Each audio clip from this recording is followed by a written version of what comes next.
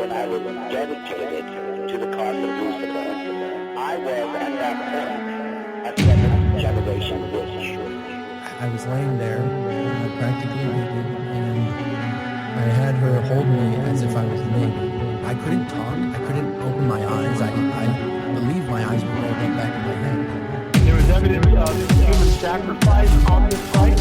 One of my first questions I asked the guy, is there evidence of human sacrifice? And I looked around there and said, yes. We found a man with his fingers like, who was a Richard Sacrifice. And at that point, just basically said, do you know what they did to us? And that's when I fled that home. But no, they would touch me. They would put pictures in my head if they wanted to communicate with me. Human sacrifice. Human sacrifice. Human sacrifice. Human sacrifice. Implants are real, okay? You know, we've got them on X-ray, we've got them on CAT scan, we've got them on the Gauss meter, which measures magnetic field, 7.5. We've got them on an ultrasound machine. It's right there. It's hard physical evidence, not illusionary. Well, guys, it is upon us, the end of the year that is 2016. Oh, thank God. Are you ready for it to be over, Mr. Rob? I am ready. I'm beyond ready. Yeah. This is it. This is our kind of like year in review show. This has been such a shit year. And we have in the studio, we've got Luke, second time in a row. Woo! It's amazing. It's Luke playing on his phone. Yay. It's always good to have you here, Luke. Come on, man. I've got paper and I've got pens. And if you want to draw something, you know, you don't have to be on your phone the whole time. Mm-hmm. I'll draw a picture of Dr. Future. There we go. And then, yeah, we can release that as like a wallpaper. Yeah. Conspirinormal wallpaper. Yeah. All right, give me a notepad. All right. Of which Luke actually just mentioned the guest that we have on. But I had to get him on at least sometime this year because he's been kind of like living as a hermit in his cave for the last year or so. That's really a Unabomber, actually. Yeah. Have you started mailing those out yet? My manifestos? Yeah. No. No, I'm just trying to get them done, but I keep getting these rogue calls to do interviews, and it stops me right when I'm on the verge of releasing it. So it's like satanic attack that I'm under. Yeah. Or like Beelzebub, Lord of the Flies. They just come around asking for interviews. Yeah, that's what we offense. do, you know. Yeah, I didn't mean any offense to you with that. Comparing you to flies and Beelzebub. Well, it's just been a long time since we've had you on. And that was the last time we actually had you on here was episode 100. And this is 146. So that was a year ago, 2 days from now. Yeah. Really? Actually, it was December 12th. Was that? I thought it was the 20th.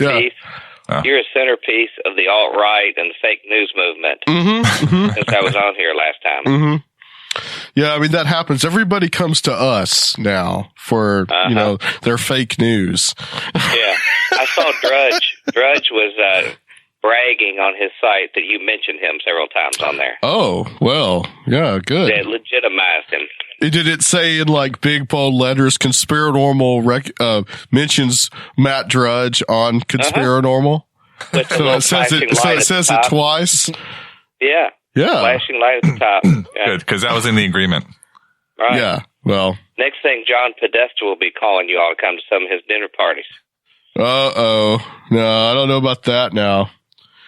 Are we going to do some spirit cooking? What? Probably just in the interview. Metaphorical spirit cooking. We're going to have Marina Abramovich, there with us doing some spirit cooking.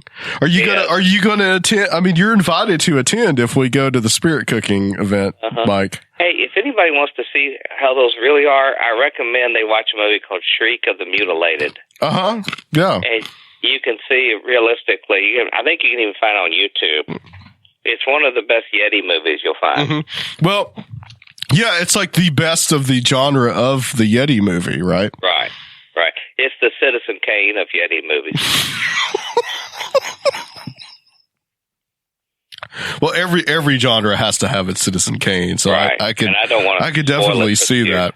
No, absolutely not. But if you stick around to the end of that movie, you'll see sort of like the crowd Conspirinormal hangs out with.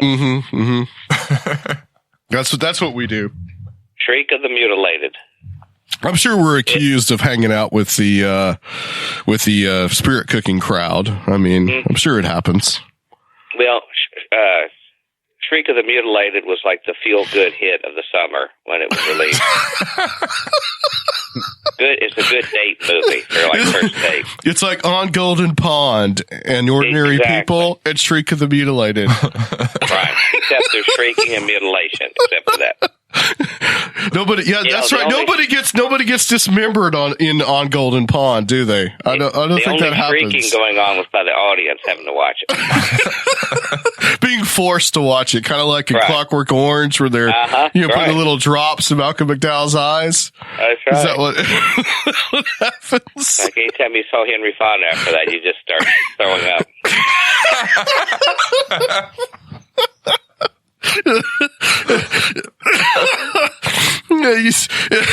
You have that just initial reaction, right? Mm-hmm. The visceral one. Well, Luke is working on his picture of you. Really? While he's doing that, I will go ahead. Am I clothed in it? I don't know. So far. No. Well, erotic drawings of Dr. Future. You just gave me a great idea, though. Thanks. Can you depict Dr. Future as Pan? As Pan. I suppose so. I've only started the face so far. So. Okay. You know, there's some pictures of me when I used to work at the art school you could maybe use. I paid my way through college as a model for the art school.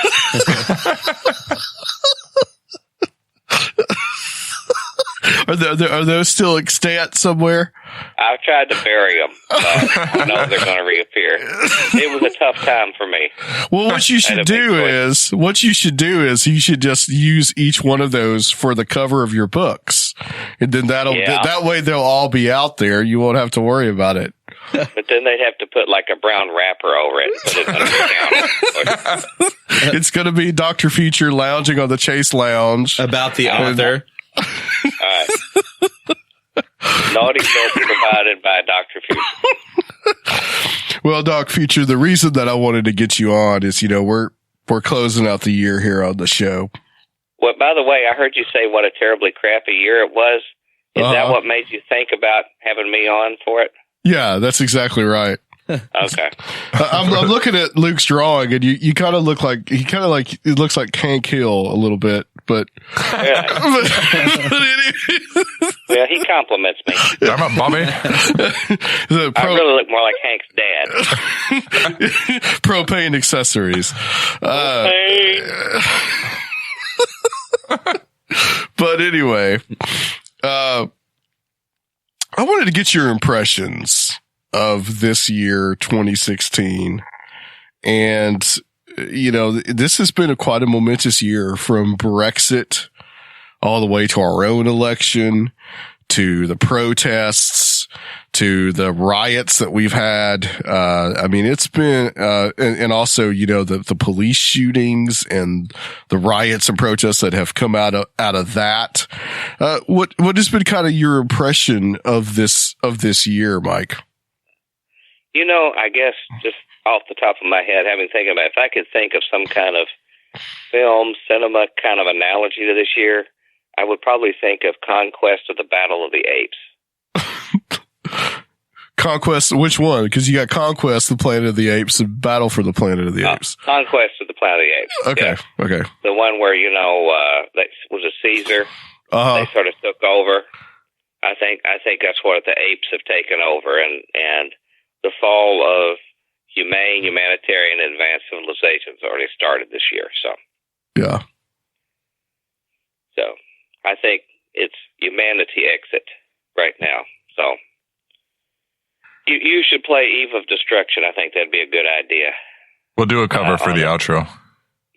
You know what's so interesting is that we talk about in those terms, but the Bible prophecy crowd, of which I've come from, are now playing Happy Days Are Here Again.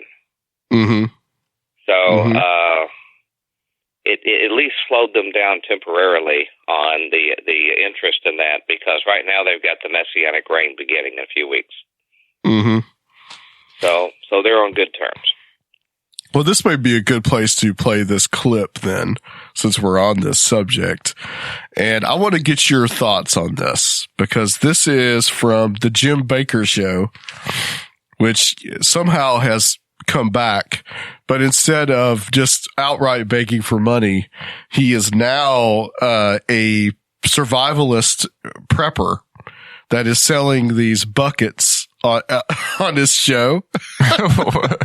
Yeah, he has these food buckets that he sells to people, and slop soup in them. Yeah, it's like broccoli and cheese and beans and a bunch of rice in a bucket, and you can have a shovel that's good for both shoveling the broccoli and cheese and scooping out a latrine.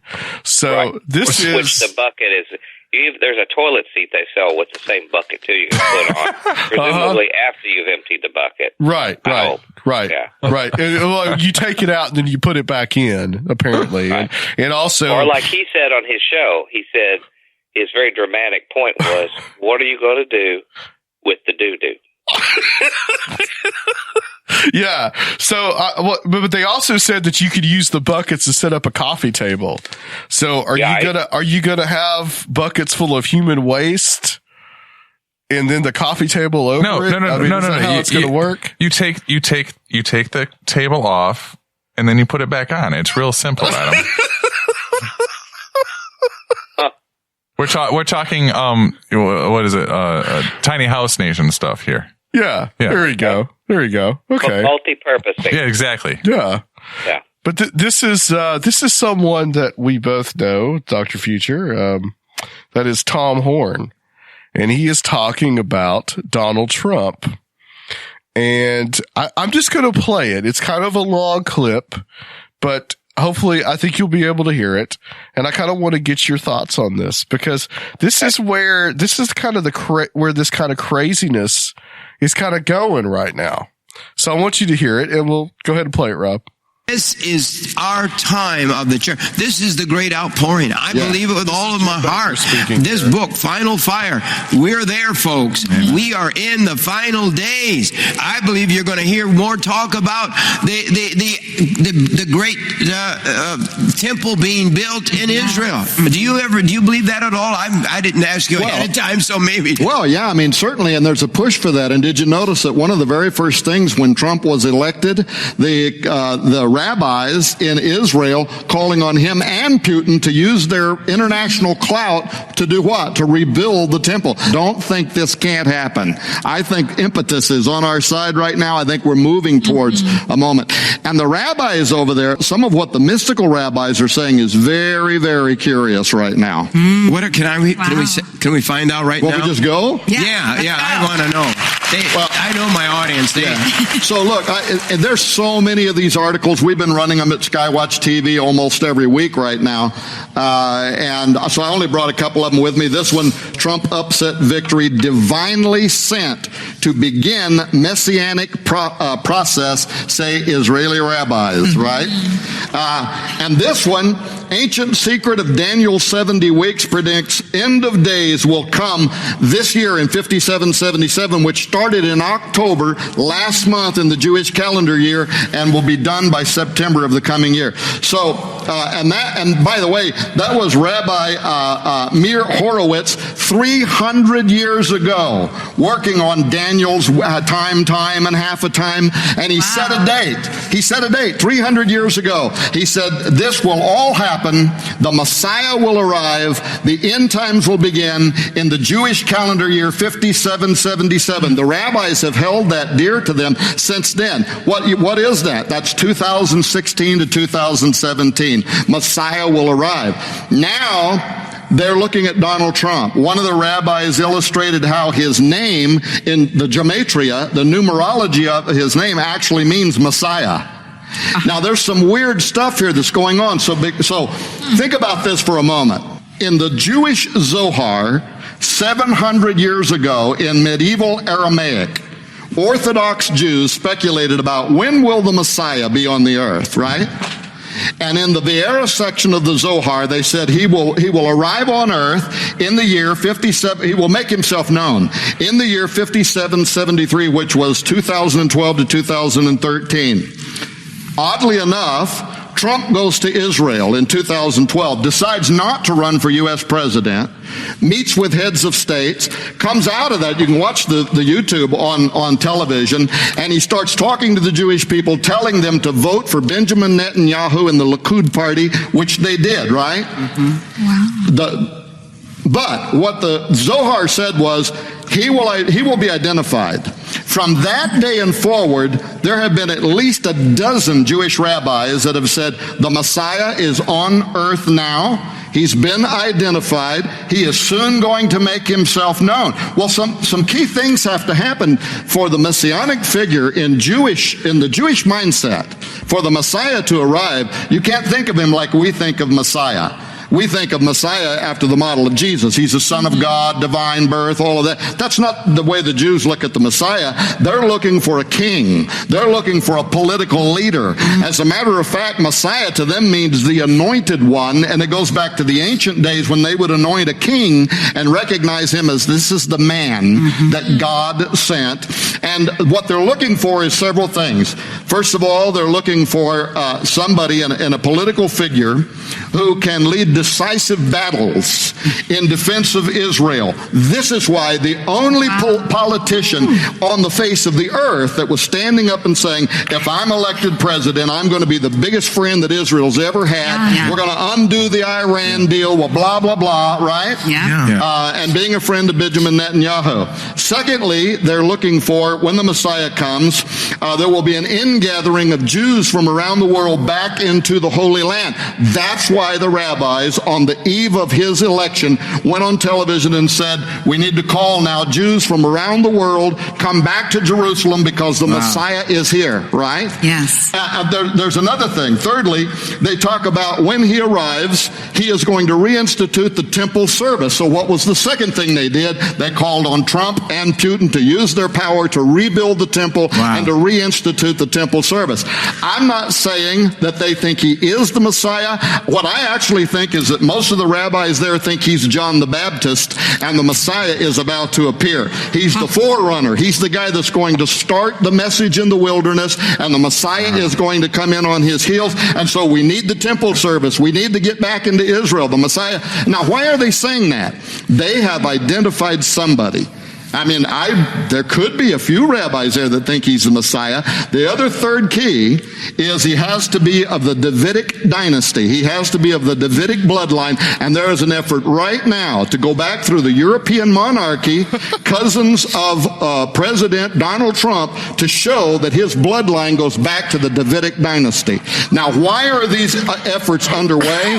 I'm just saying there's something very strange here that's going on, and everything I'm saying can be verified. Multiple news agencies, the Jerusalem Post, Breaking Israel News, they're all talking about this right now. So they too believe that we are in the end times. They too believe that the Messiah is about to appear. We would say the second coming is about to happen, but their Messiah is going to be a false Messiah. He's going to be the Antichrist, right? I also don't believe Donald Trump is the Antichrist. So I think that the smart ones in Israel are looking at him right now. They're saying he is God's, what we would call John the Baptist. He is God's messenger. When he takes over in January, there is a 5777 countdown to the appearance of the Messiah, and something could happen overnight that could lead to the reconstruction of the temple. Okay, that's it. Okay, hold on. Now, before you guys rip this apart, which I hope is your objective. Oh, wow. I like his argument that since he's not the Antichrist, he must be the John the Baptist hailing the coming of the second coming argument, because that's pretty hard to debate. But wow, man, that just hurt my head so bad. Yeah, Rob had his head in his hands the whole time. So you listen to that, Doc Future. I'd love to get your insights onto that. That's a lot to unpack there. Well, exactly. Yeah, I don't think we have to unpack the whole thing, but I think this is pretty indicative of where we are. It is. It absolutely is. And I'll let you go first before, like, cause I still got to really collect my thoughts for a second after that. Yeah. Let me say a couple things I heard that I agree with, because there's not much, and then we can spend the bulk of the time speaking about the other, okay? One is, Tom Horn said there's something strange going on, and I will agree with him on that. Yeah, for sure. The rub is what the strange is going on, who's involved, is there a supernatural assistance going on to it, which is a worthy discussion. At least on this show, you have an audience of people who are educated, but yet willing to consider that. Is there something going on, and for what purpose? And that's the real challenge. If there is that, who has the white hats and the black hats in this? And that's the difficulty. I was a little relieved at the end for him to say that this Messiah they're going to receive will be the Antichrist. I would think that would disagree with a whole lot of other Christians who are into the prophecy stuff. I'm afraid that they're not going to be wise enough to realize that that's what Scripture shows. But based upon my studies of Judaism that I used for my Volume 3 that I wrote, there's some deeper things going on, and there's some things that Christians ought to be dancing about if, in fact, this kind of stuff is coming about. Because the Christians are the one that's going to have the target on their head, and these people that they're supporting, if they do what their texts say that they're going to do, we're not going to get a pat on the back for anybody who's helped get this temple going and things like that. Yeah, I can elaborate more if you want. Yeah, please, later, please. Those are some of the basics of what I'm hearing. I would also add that today, Tom Horn cited on his site, I got in my email basket, an article from Breaking Israel News. And these kind of groups like this typically, I find, sort of support a hard Likudist or harder wing, like a settler movement kind of mindset, But it says on here that from Breaking Israel News, it says, Russia will conquer Israel before Messiah, predicts missing piece of 400-year-old prophecy. Yeah, I saw that this morning, Adam actually. Yeah. Berkowitz. And this is consistent, actually, with what they've been teaching all along, is that they believe that the Gog-Magog war, in which some people think Russia is this Gog character, is the final war, and whoever rescues them in that is the Messiah. That is part of the rescue, rather than it just coming directly from the heavens. It's under the guise of a military leader that delivers them from the Ezekiel 38-39 war. And my understanding of that, when it ever does come to that time, when prophecy begins to be fulfilled, that is really going to be the beginning of their woes, because they're going to affiliate with I think the term of Scripture was something like a covenant with hell or something like that. And they're going to have an association that's not going to go as they thought. So who knows if all that's there. What I'm more curious is we see people of my Christian background and evangelical persuasion getting more and more extreme, less and less analytical, less and less circumspect, as the Bible says to do. And, they're starting to look more like David Koresh and less like traditional Christian teaching. So. Do you want to say something, Rob? Oh, absolutely. So I'm speaking from a purely agnostic standpoint, because I don't know what's going on in the universe. I don't know what's going on in my own life most of the time. I try to stand back and look at things objectively, and everything to me is a little bit like, this might be a possibility. Here's an idea. This is an idea, but I don't have a lot of absolute beliefs. So when I run across people that are like, this is how things are, and I know this because, here's some obscure facts that I based my whole philosophy on. Like, it's hard for me to buy into all that. So looking at this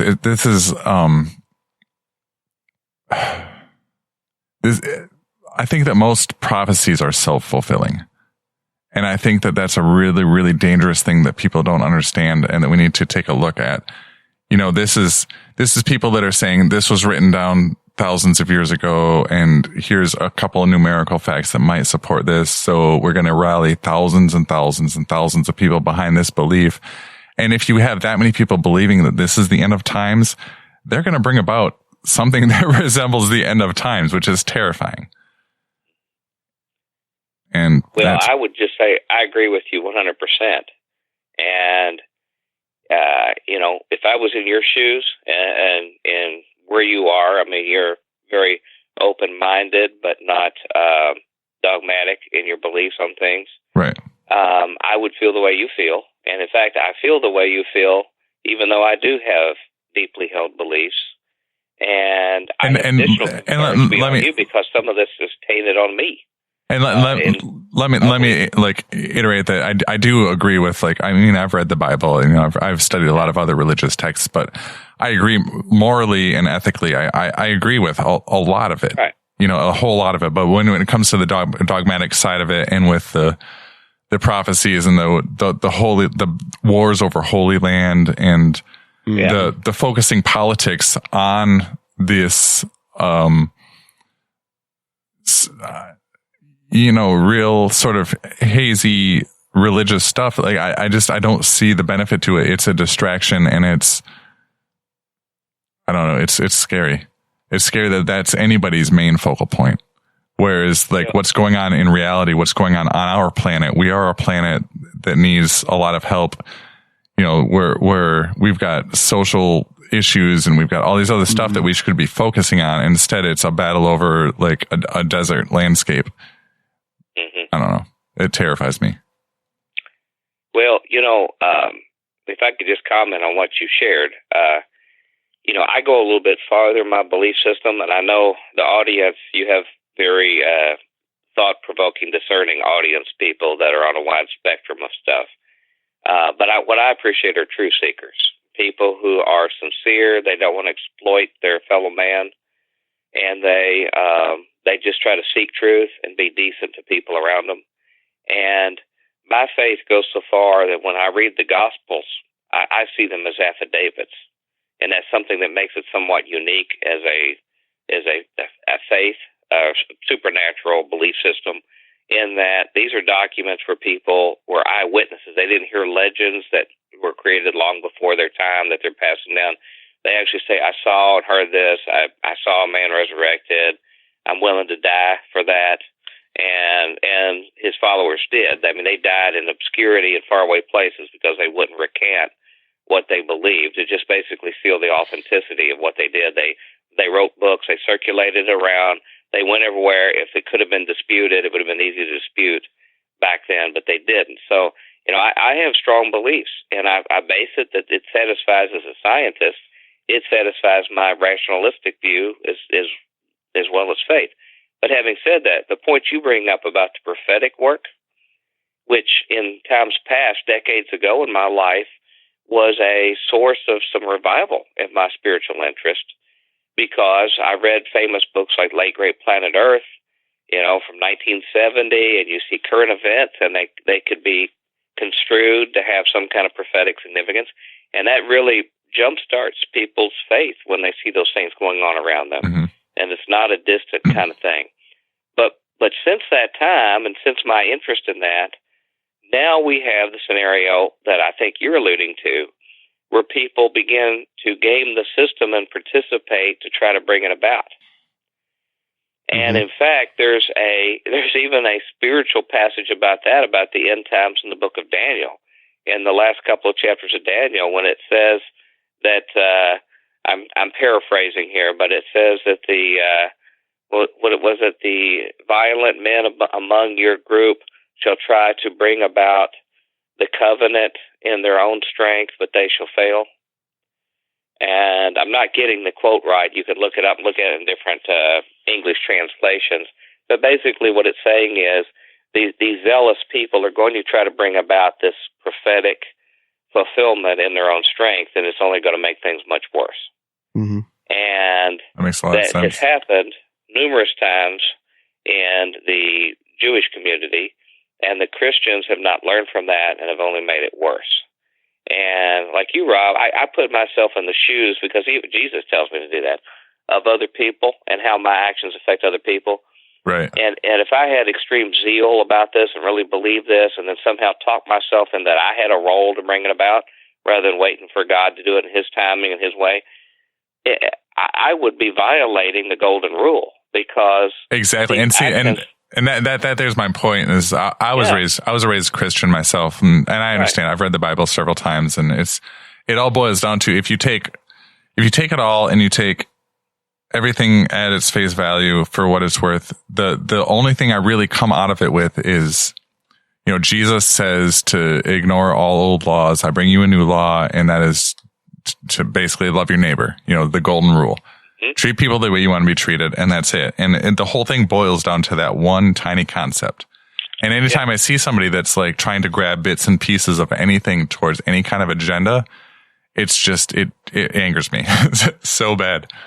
Like, well, I'm going to christen you a fundamentalist, because that's my definition now of what Christian fundamentalism is.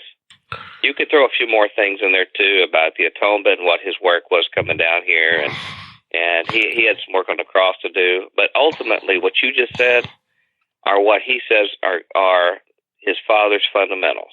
Right.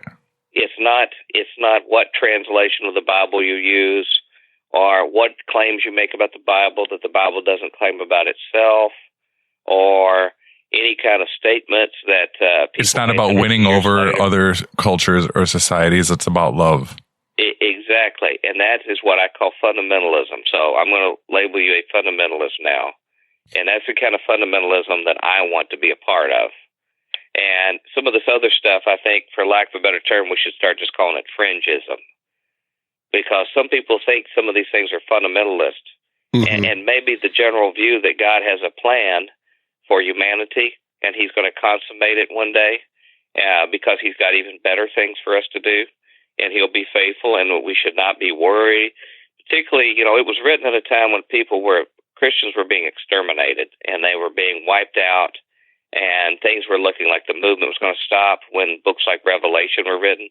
The same scenario happened in Israel. Their prophetic books were written when they were in exile and looked like they were going to be exterminated. And God sends these messages to let the people know that God has a plan for good people. He has a plan for people He's made promises to, and to not despair, but just wait on me. Right, but that says nothing about us rolling up our sleeves and trying to give Him a helping hand and make it happen. Exactly. That's not a scapegoat to action. That's not us saying that, we shouldn't be culpable for our own actions.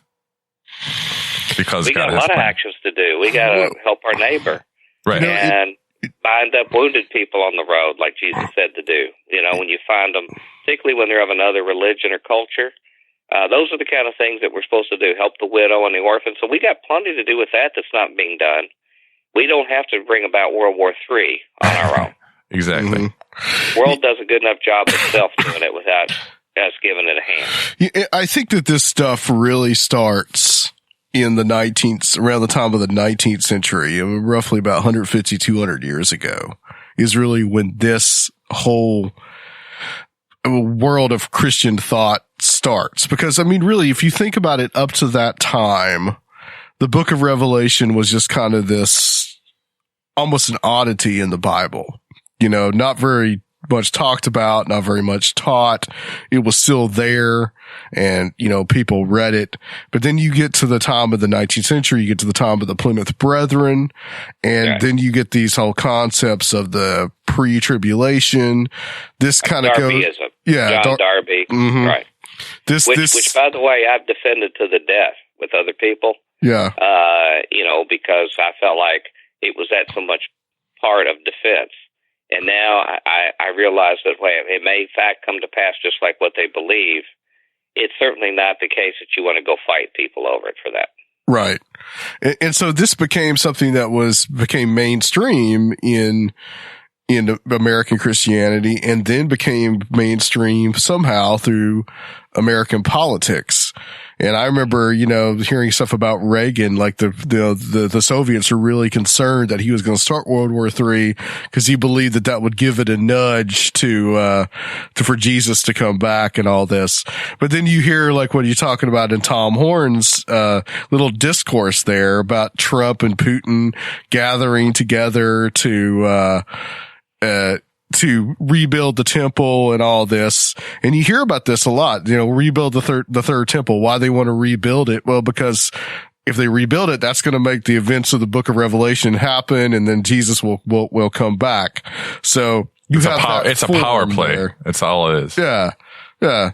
Well, and in fact, it will happen much quicker that they can anoint the Antichrist, or he can anoint himself God, and then he can start slaughtering Jews and Christians quickly. So Christians can take credit for helping the Antichrist get in position to begin that.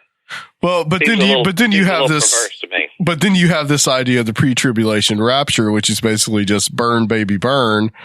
And, then we're going to, but all the Christians that are here now are going to be gone. And whoever turns to Christ after that will have to deal with the persecution. And yeah. Well, that's why you don't have to worry about the environment or sustainability. Yeah. That's my point. Like there, like you can't use these things as a scapegoat or a crutch. Right, because we are such exceptional people here that God would never dare have us go through any persecution. Right. Except for Kim Davis in Kentucky. Oh, Jesus. She'd be the only one under persecution. Sister Kim. None of us. And really, Kim Davis, it does apply to this because she had her deeply held religious beliefs, which I think she should have, and she's completely fine to. But what she did was, rather than having her beliefs and encouraging other people in them, and even being a mouthpiece to try to, persuade people, she took an office of people of very diverse views and used what the Bible would call a worldly power structure of Babylon, according to her own holy book, and used it to try to do what she thought was holy purposes. And that's related to this prophecy mindset. And that's why you see the same crowd in both. Absolutely. And I couldn't agree with you more. Like, believe what you want to believe, but I don't see how, well, it's a little different for me. I don't see how anyone can be so devout and so secure in it that they could project that onto everybody. Well, even if you do believe it absolutely, the golden rule still applies. Right.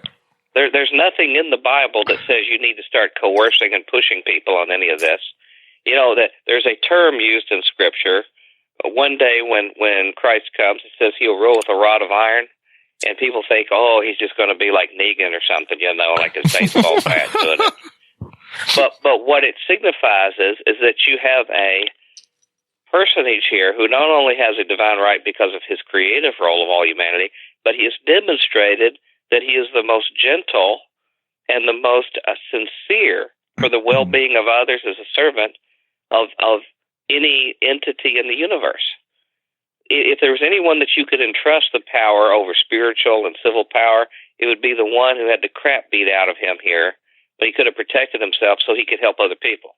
But yet these people who believe they're so exceptional, they don't mind sticking it to Indians or Mexicans, whoever. They want that rod of iron over people. And I can tell you, I don't care if they go to a building with a cross on it just like I do. I am totally alienated for those people, and I would rather hang out with you, Rob, or Luke, or others, and still being as devout in my faith as I ever am, but people who are people of goodwill. Even if Luke was wearing his pan horns? Even if he had his pan horns and his Crowley T-shirt. I would totally wear it if I had it. Yeah. I feel safer with Luke. I think Luke would look after my interests better than most of these people. We could go do some ill stuff together. He'll take you skateboarding, take you to the skate park. Yeah, Mike. Okay. A day at the park. I would actually be at more peace than hanging out at most of these prophecy conferences I used to go to. One thing about the prophecy conferences, I mean, you were talking about the Israel and the Licudists, and you said that you actually, in one of the prophecy conferences, you had representatives from the Israeli government there at the conference. That was my recollection, okay? I'm going now. There might be somebody come up and dispute it later, I was there, and blah, blah, blah. All I'm telling you is my recollection. Mm-hmm. My recollection, I was in the speaker's lounge with all the other speakers. And I was getting a hardcore sell job to me because they didn't know I had questions at the time about how we had to get behind Netanyahu and his government. And there was men that looked like Secret Service types in suits, real big burly guys that were putting up these Israeli flags and the thing. And they were hanging them up for when I asked somebody who they were, and they said they were from the Israeli government that were there for this. Wow. And I'm not shocked at all. Yeah. No, I mean, they have this community in their hand. The sad thing is that these poor dupes that give, I hate to say it, and I hate to speak about fellow Christians, but give it such a bad name by being so gullible. They are serving the interest of atheists in a country that only rivals North Korea in its atheism. And even is more guilty of it because they've received the blessings and preservation of God, miraculously have their own land, and have shown, almost no really gratitude to God on a land that's over 80% atheist. It's the center of all sorts of other evils that go on in their country, moral evils. And they're facilitated by, quote, Bible-believing Christians that do this. And then you have a small but powerful religious group in Israel. But their religion is so hyper-exceptionalism that they hate Christians.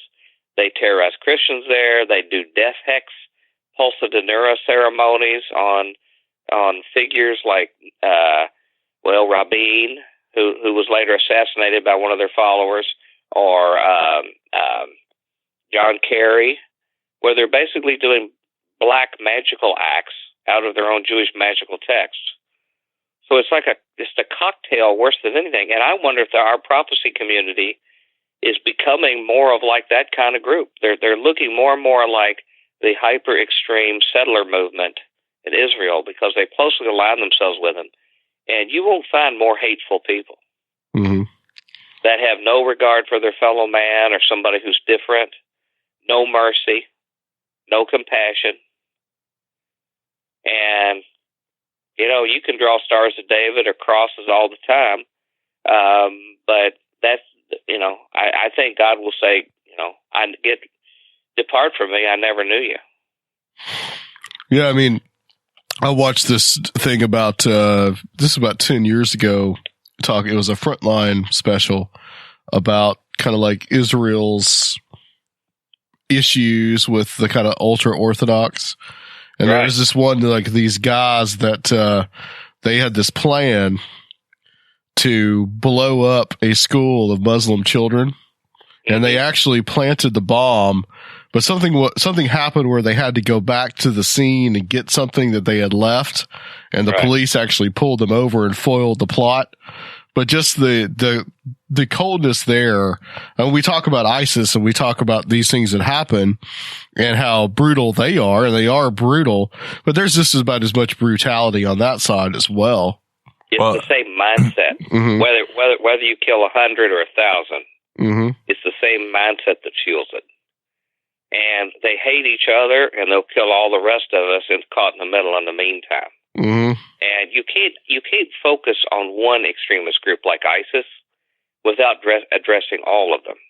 Right. And this makes Christians nervous because they're thinking, oh, you're talking scary stuff. You're going to make the arguments for them to come get Christians. Well, people who are really following Christ are not what I'm talking about. It's just that the sad thing is we have a large group of people who claim to be Christians that are following some other Lord in their actions rather than the Prince of Peace. And so if someone would act like Jesus, they might even still be persecuted, but so what? They were told to be. And if they really believe their holy book says it's for your good anyway, but they think they're too good for it. They think they're too good for any kind of persecution, that they're supposed to be the persecutors, sort of like Saul of Tarsus. And they don't realize that, when Paul came along, that persecution was part of what sealed the reality of his testimony. But they want to be the persecutors. And so, I sense a strong alienation. I had a young man that I don't know what his background just contact me, middle-aged fella from, it looks like a very different culture, that wanted some advice from me. And these are commonplace I get, but it was just in the last day saying, I'm a practicing Christian, but I am worried about myself because I feel so alienated from this extremist activity going on with people of my own faith. And he's looking at me for answers, and I have to say, I feel the same way. And he doesn't know whether he should separate himself from these people or do what. And I think we just have to make our testimony clear. And I, for one, believe, and I make an argument in my books, it's sort of funny, Rob said in about 30 seconds a minute ago what has taken me almost 4,000 pages in my book series to say. And it basically says the same thing. We are our brother's keeper, like Cain asked about God.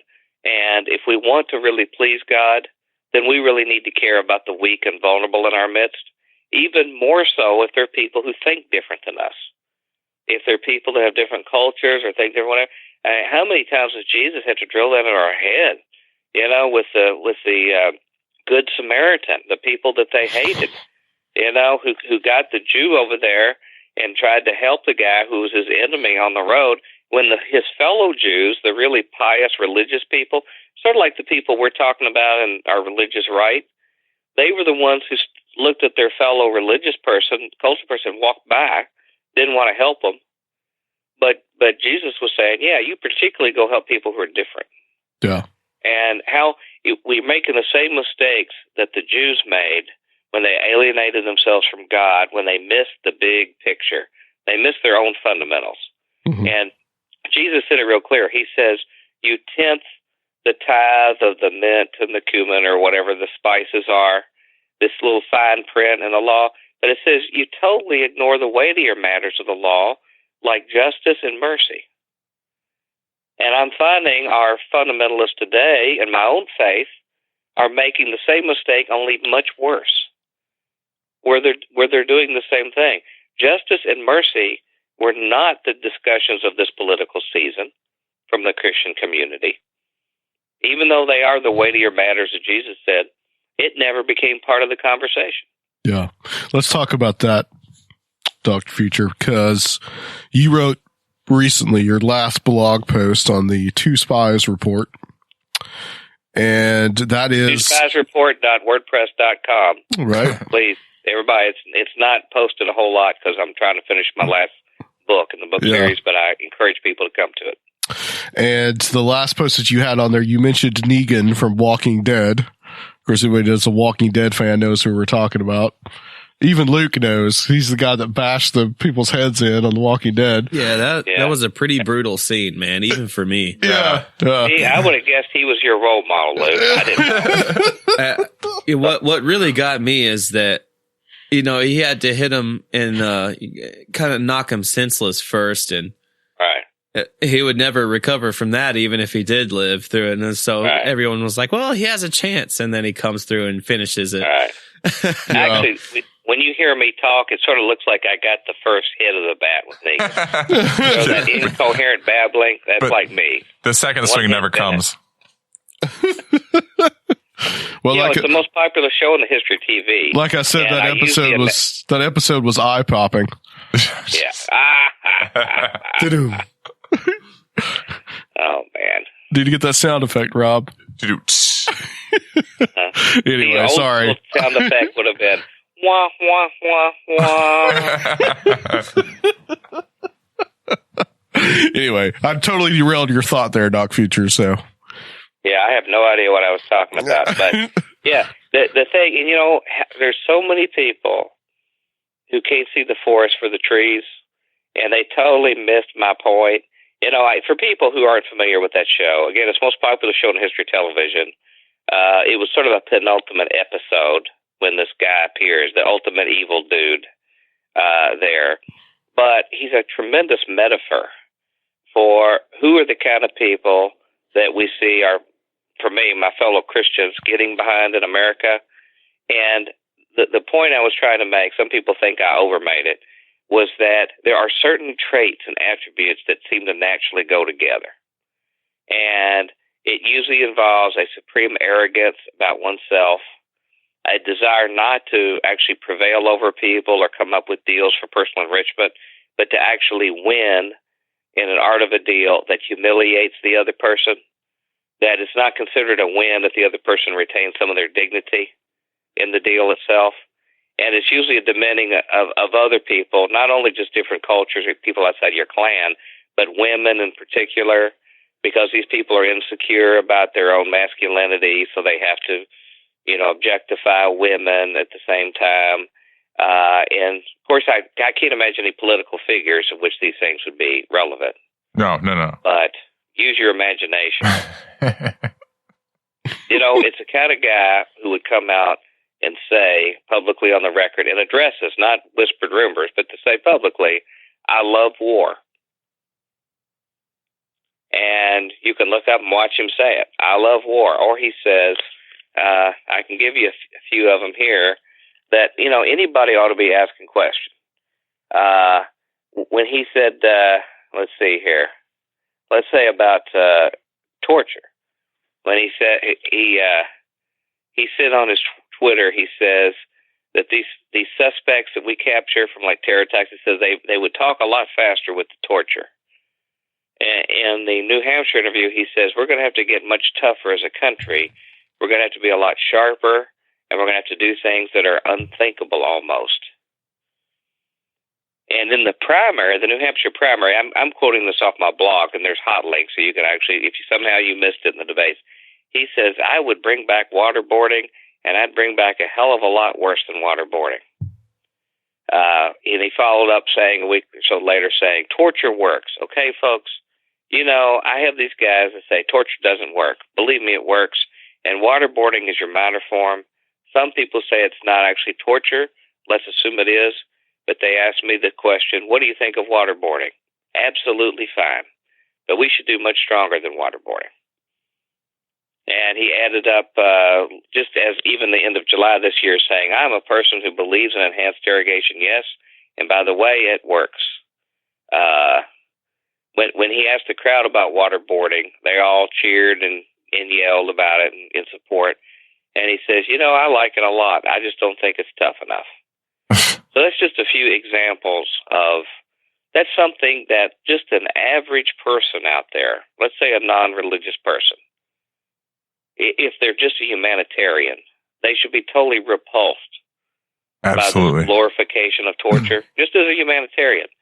As a Christian who worships a divine being who was subject to torture himself, who was a victim of extraordinary rendition in the middle of the night, who was taken away by the New World Order figures with the religious right people of his day in league with them, and who was put on some kind of Mickey Mouse trial without representation, set up on trumped up charges. No pun intended. I know. And basically military trial, and then subject to brutal, heartless interrogation, and whose wounds that they will one day see, presumably, in the hereafter. And they're wholeheartedly behind this. Mm-hmm. I mean, there's a million other things I could say about these things, but when I see someone who publicly, not some joke off to the side privately that happened to get recorded or some misunderstood thing, a rumor, third-hand word, but with the cameras rolling, intentionally making an address these points himself. What have we become? Yeah.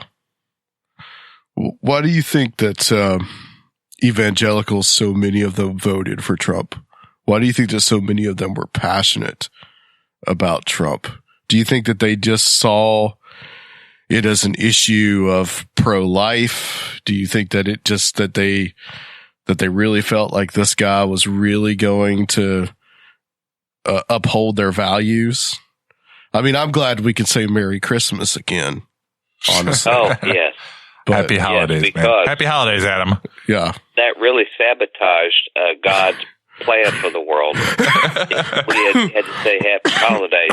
Basically our whole future destiny was at stake over that. I get a lot of thoughts. I could go on forever on them, but just off the cuff, I'm just so ashamed of the incredible immaturity and gullibility of my fellow evangelicals.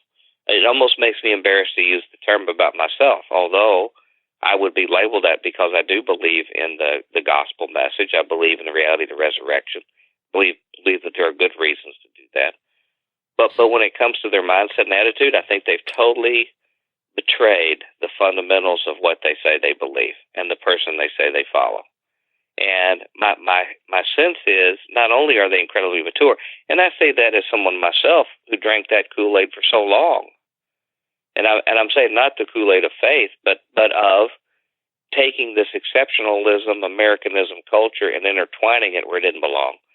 But not only are they incredibly gullible, but I really have the suspicion that as good Americans, their real religion is the religion of winning. Mm. And I think if I really had to, and maybe people would think that's too critical and not fair, and you certainly can't say 100% of the people, but I do know 81% of the evangelical community went this way, with no hesitation. That basically the American thought is you win and you win by any means possible. And our heroes in our society are the people who win, whether it's in sports, whether it's military figures, whether it's business figures. People don't get too much in the fine print of how they did it. Maybe a long, long time ago, sportsmanship and fair play was an issue, but that's long since been shelved.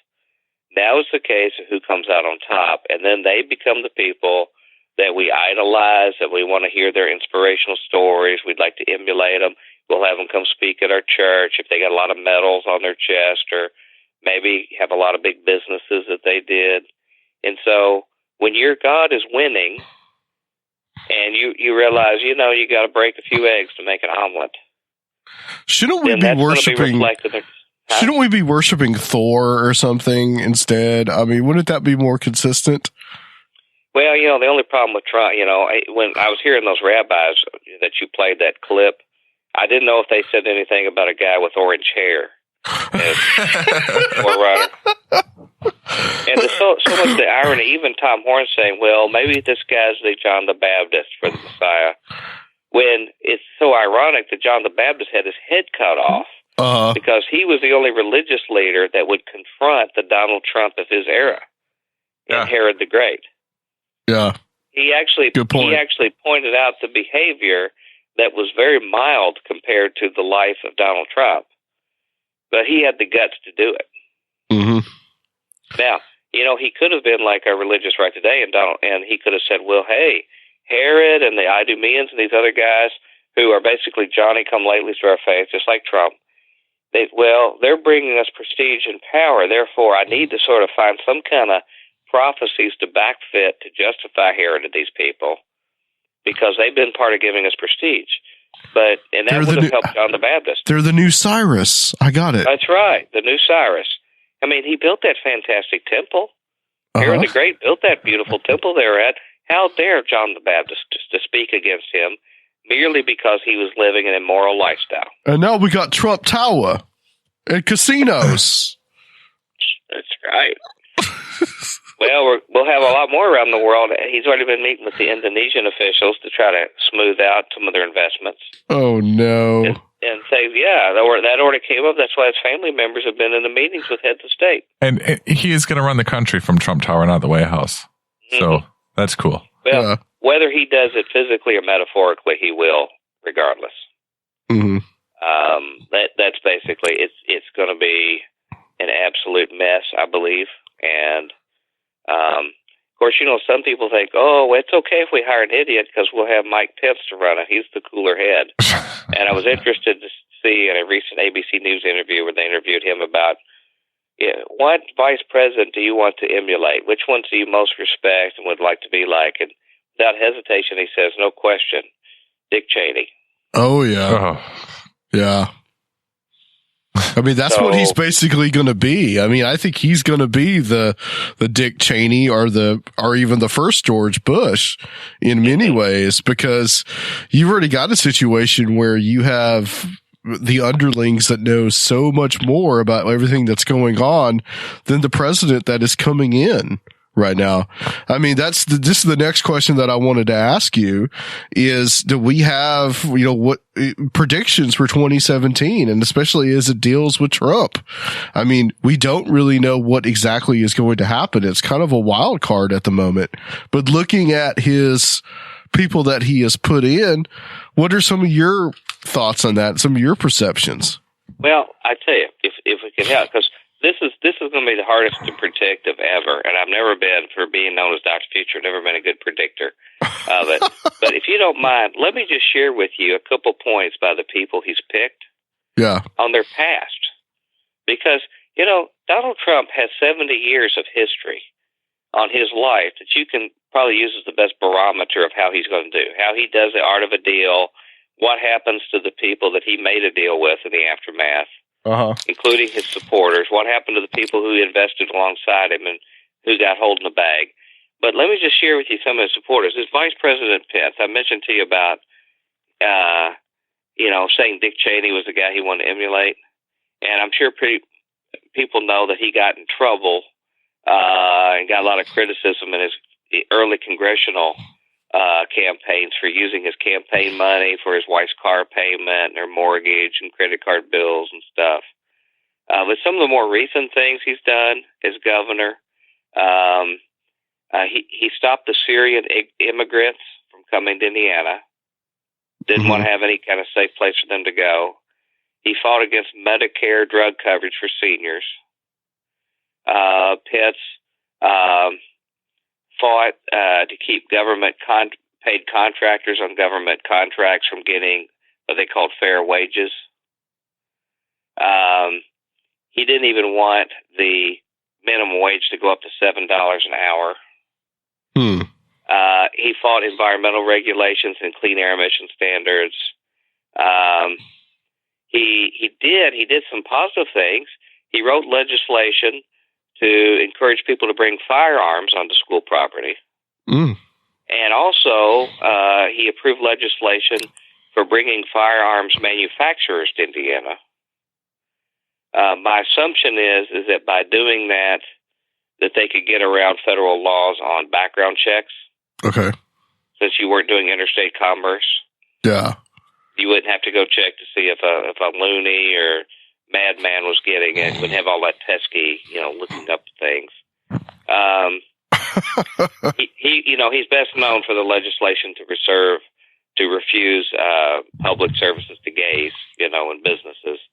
Yeah, that's the Religious Freedom Act. Yeah. He tried to form a taxpayer-paid news service in Indiana to give a positive view of the administration's decisions, where it would be basically ultimate fake news service, where the taxpayers would pay for it so they could sell the taxpayers on what he wanted to do as legitimate news to go around the independent press. Yeah. He voted against tobacco regulation. He says the cigarettes don't kill. He supported and extended all points of the Patriot Act. He supported the Iraq War. He supports keeping Guantanamo Bay open and having secret trials. He said Israel should use force in their blockade of Gaza. He wants to maintain high sentences for marijuana users, and he's against campaign finance regulations. So that will give you a little taste. If he's the one calling a lot of the shots, what to expect. Yeah. Now, Colonel Mike Flynn, his national security advisor, he was fired as the head of the DIA, the Defense Intelligence Agency, sort of known as a hothead. His recent statements is, and I saved these, I've got copies of, Islam is a cancer and a political ideology behind a religion. So he's the cool head who's going to be in charge of national security to make sure we don't overdo it. He says that fear of Muslims is rational, not fear of extremists or radicals or, just people of this other faith is rational. A few other things. Let's see. I've been out of pocket for a little over a week because of some family emergency stuff to take care of out of state. So, what's the status with Jeff Sessions? Is he? I think going to be the Attorney General. Yeah, I think he's going to be the Attorney General. Yeah. Yeah. Well, a lot of the stuff on him came out that he was denied a judgeship in 1986 by both a review by congressional Republicans and Democrats together. For some reason, they didn't like when he said things that he liked the KKK until he found out some of them smoked dope. Right. Yeah, that was the line. Like, once he found that out, he wasn't cool with them anymore. Yeah. They crossed the line when they were hitting the bong. Which, coincidentally, that's the only thing I like about them. I would think they should smoke more dope myself. Yeah, exactly. And maybe a nicer place. Become a little bit more peaceful. And, it came out then how he strongly opposed civil rights legislation, saying black folks should back off from promoting it. You got guys like Steve Bannon, the ideologue of Breitbart, basically saying that, that it's the platform for the alt-right. Let's see, some of these other people. But I guess that will suffice for now. That's what about Mad Dog Mattis? Oh, Jesus. The crazy thing is that Mad Dog sounds like probably the most level-headed, and I say that relative speaking. I actually agree. I'll agree with that, yeah. Of the guys. And, but so basically anything can happen. But this sort of telegraphs some of the stuff. And you see some of the other people he's interviewed that we don't know, who'll be picked or not. But we haven't even mentioned the head of Exxon, CEO, who will be our Secretary of State. Yeah. Now, I'm highly confident he's going to look after the little guys of America in their interest of the poor. It's never big business. I'm sure. I'm thinking, what would Colonel Smedley Butler or General Smedley Butler think about this? Mm-hmm. That wrote War is a Racket, our most decorated military serviceman ever. When he talked about that the oil companies were the ones that were sending us into these foreign wars, and after he had fought for most of them, and saying at the beginning of his book, War in Iraq, and it says, why don't these oil companies just get their own army and fight? And he says they could just have a flag with a gas pump on it. So what would Smedley Butler think about the progress of our society that we take the CEO of Exxon as the person that will define how we react with other countries? What do you think about all this about Russia? We talked a little bit about this in the last show about the hacking and all this. And then also too, there seems to be also this the evangelicals have a very much a big love for Putin. Mm-hmm. It's so ironic this came about because I got interrupted in my writing a couple of months ago because I had to go back. It suddenly struck me, because I'm a neophyte at this, that I needed to go back. I found a new way to archive all my online references. That was a better way to archive them as PDF and keep the URLs, because people are yanking stuff off left and right. So I've been out of pocket with that and some other family emergencies to deal with. But at the time, I was just in about a third of the way through this writing of some information that started coming up on the religious side, and this was more on the fighting Muslim side, about the reemergence of Russia and Christendom as Russia is starting to eclipse the Christendom leadership of the West. And as I sort of dug into this, the data started falling in my lap, and I suddenly realized this was a big deal and going to be a big part of my book series. And now we have political events happening on that are reinforcing this, that Putin, some of his right-hand mans like Valery Yakunin, and even the president of Kazakhstan, Nursultan Nazarbayev, are going to be playing a bigger and bigger role, it appears, at least likely, because they're taking on a role not only in trying to have the East begin to have the preeminent role of the progression of humanity in world society, but particularly a religious component and an old-school Christendom component. And what I suddenly realized when I started getting all this data deluged of it is that, any kind of holy wars that go on, or eras of holy war history, they become more of not so much the outside barbarians at the gate threat. The barbarians actually become a political tool for a power struggle within the Western Christian spheres of power, for one side, one sphere, east or west, to take charge over the other. And they begin using the outside barbarians as a tool to get the upper hand on the other side. The most classic case of this is during the Crusades, the most famous holy wars, where, as we know, the Eastern Orthodox Church was in a struggle over property in Central and Eastern Europe with the Mohammedans. And the Western Church, under this guise that they were rescuing their Christian brothers and the relics, actually plotted to overthrow the Eastern Church and to eclipse it, because the Eastern Church, the old Constantine throne at Byzantium, was actually more powerful than a Western Roman system that still was struggling in the aftermath of the fall of Rome and did not have the power of the East. Mm-hmm. And they saw a potential, and under the guise of coming to the aid of their fellow Christians, first thing they did when they got all the Christian holy wars to fight the Muslims, they went and massacred all the Jews in Germany.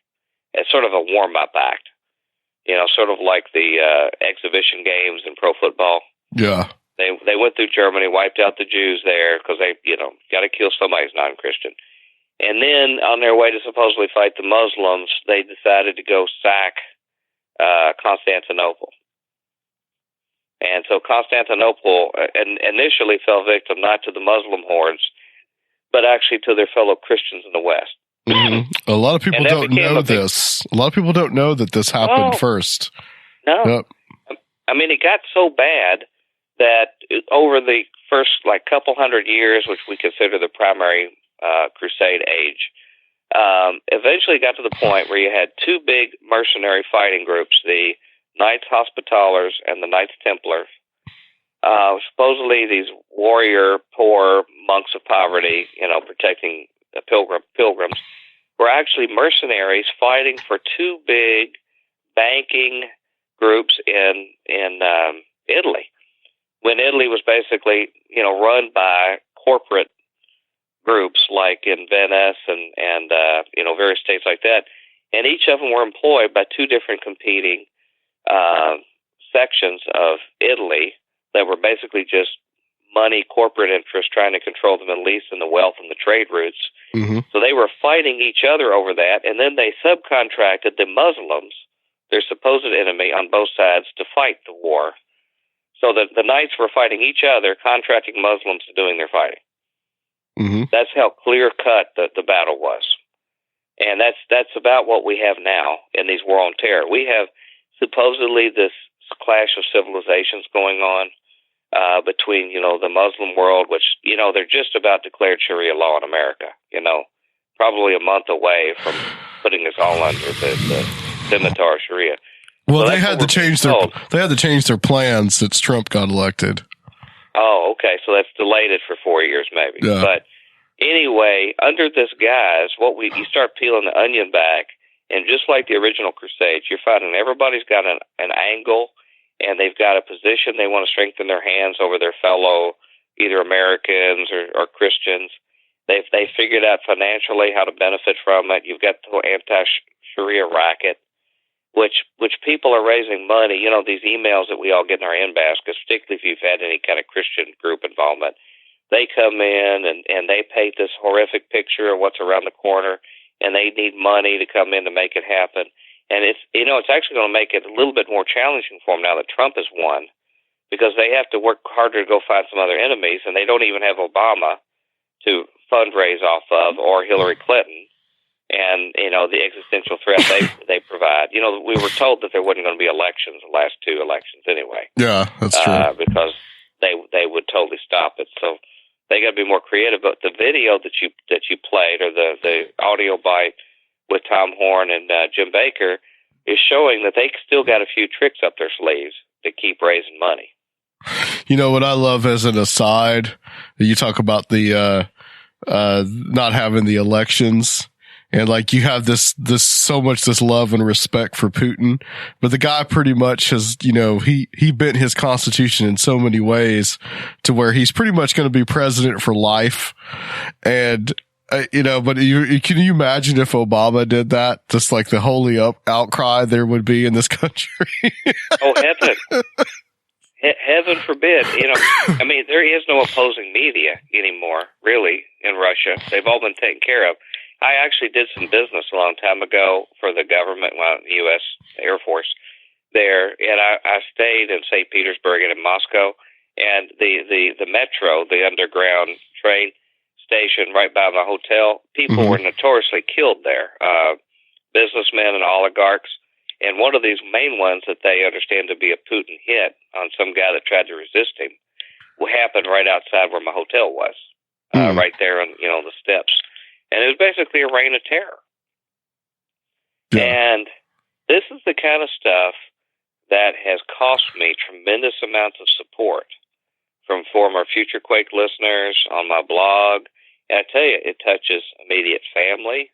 It touches people who are really, really close to me, close Christian brothers, people I've seen as mentors. You dare not say any of these kind of things. And, it sort of realigned me with new bedfellows, so to speak, because this is the kind of stuff that you're not allowed to talk about. Yeah. And, one of our Christian religious right leaders is calling Putin the lion of Christianity. And Putin in particular is pushing Christendom as a justification for these draconian actions. Now, I'm not saying following Christ, because following Christ means you care about other people and you don't want to take advantage of them. And Christendom is opposed to that. That's for wimps. It believes in using the cross, the banner, like Constantine, as a force for conquering. And that's what Putin is doing. And he set himself up as another Constantine. And the religious right are flocking to his cause. He's taken a really strong stance against gays, against Muslims, against others. And the Christians, the religious right leaders here, are saying that he is their ultimate role model, and they just sort of hope Trump, because he's so cozy with Putin, that it'll rub off on him.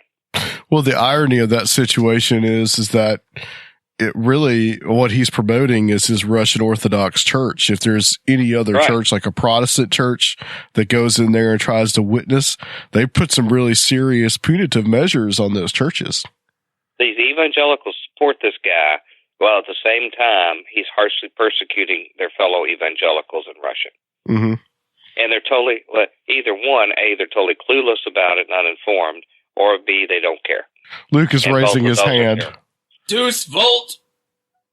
What? Come on, history guy. You know what that means. I think you're mispronouncing it. You're not even on the mic, by the way. Oh, man. Hold on a second. Oh, man. Are you talking about like Yavol or something? No, it's Deuce Volt. Deuce Volt. Yeah. Anyway, I mean, it's 2 volt. That's the outcry of the First Crusade in like 1055. That's what.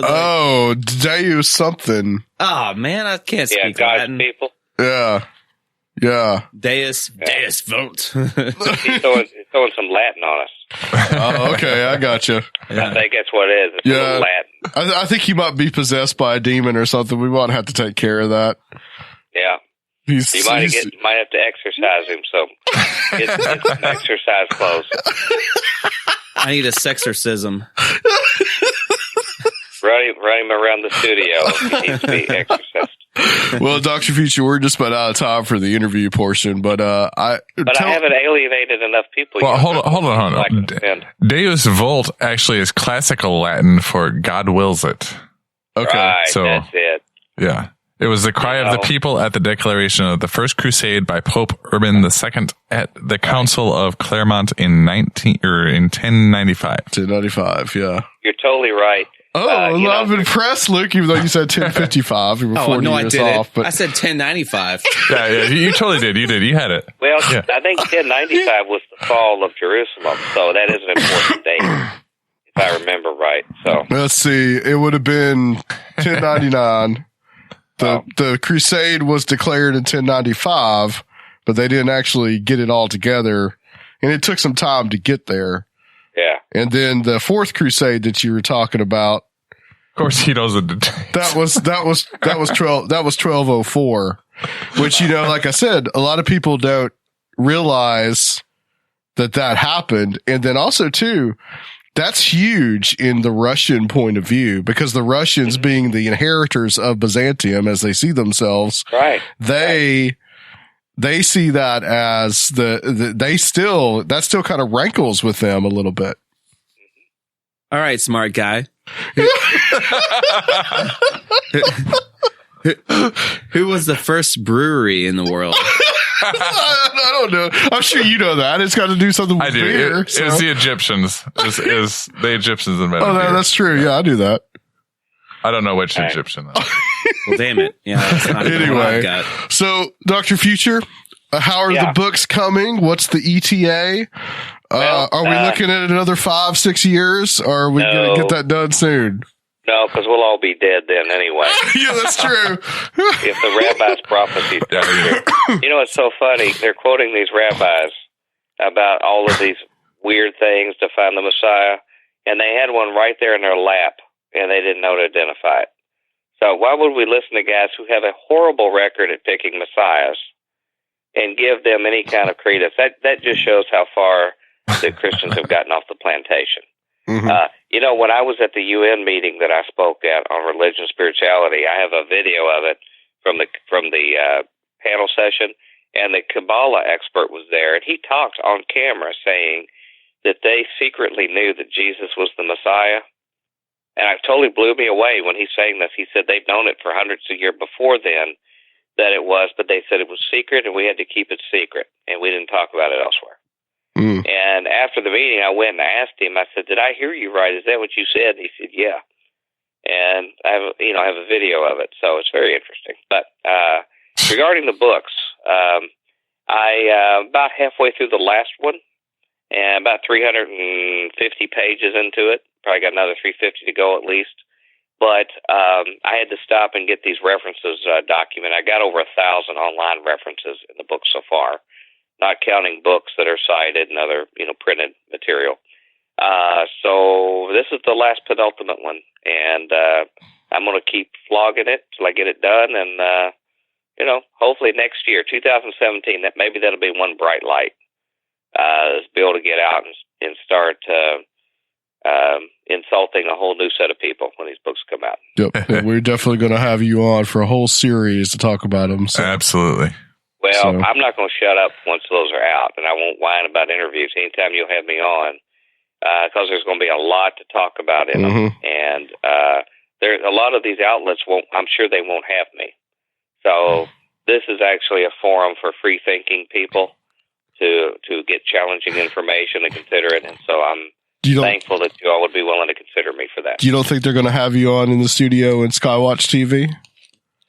I'm probably not even going to help sell buckets for Jim and his wife. You almost said Jim and Tammy. This is the wife that said, I think her name is Lori. She just says, wow. Oh, wow. Wow. You have to have the nasal voice for it.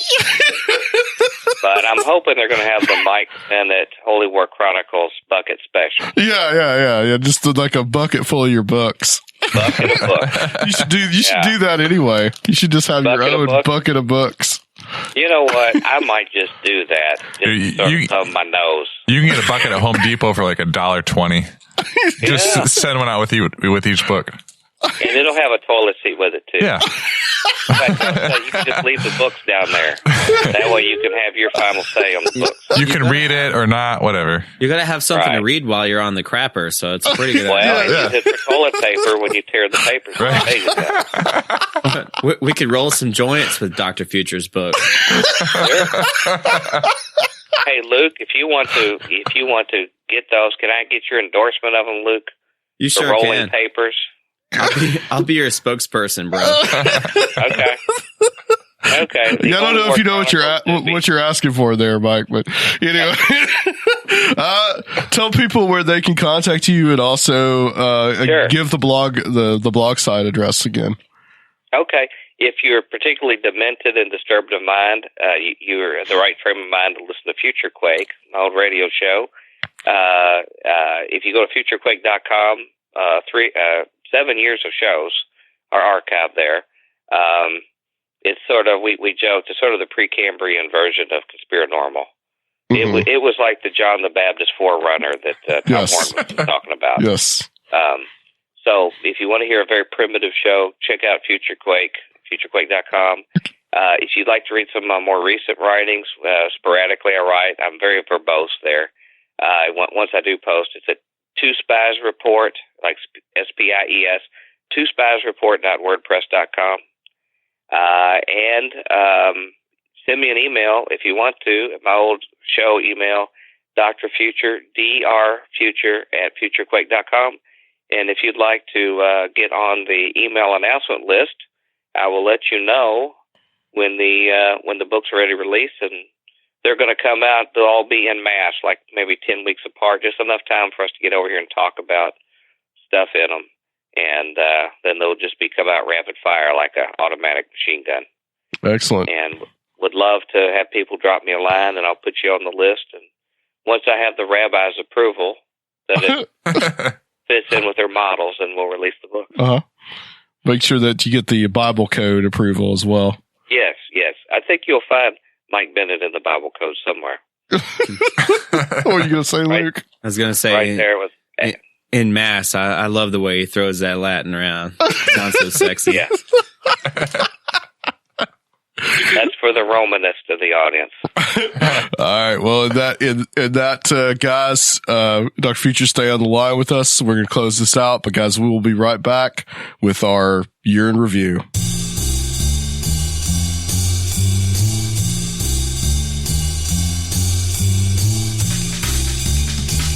Yeah, and like I was saying, the hip hop of the future, dude, is just going to be, just all bleeped out words, just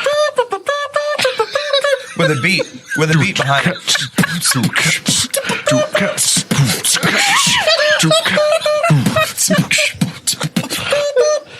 Luke, I have so missed you, man. So has Lou, apparently.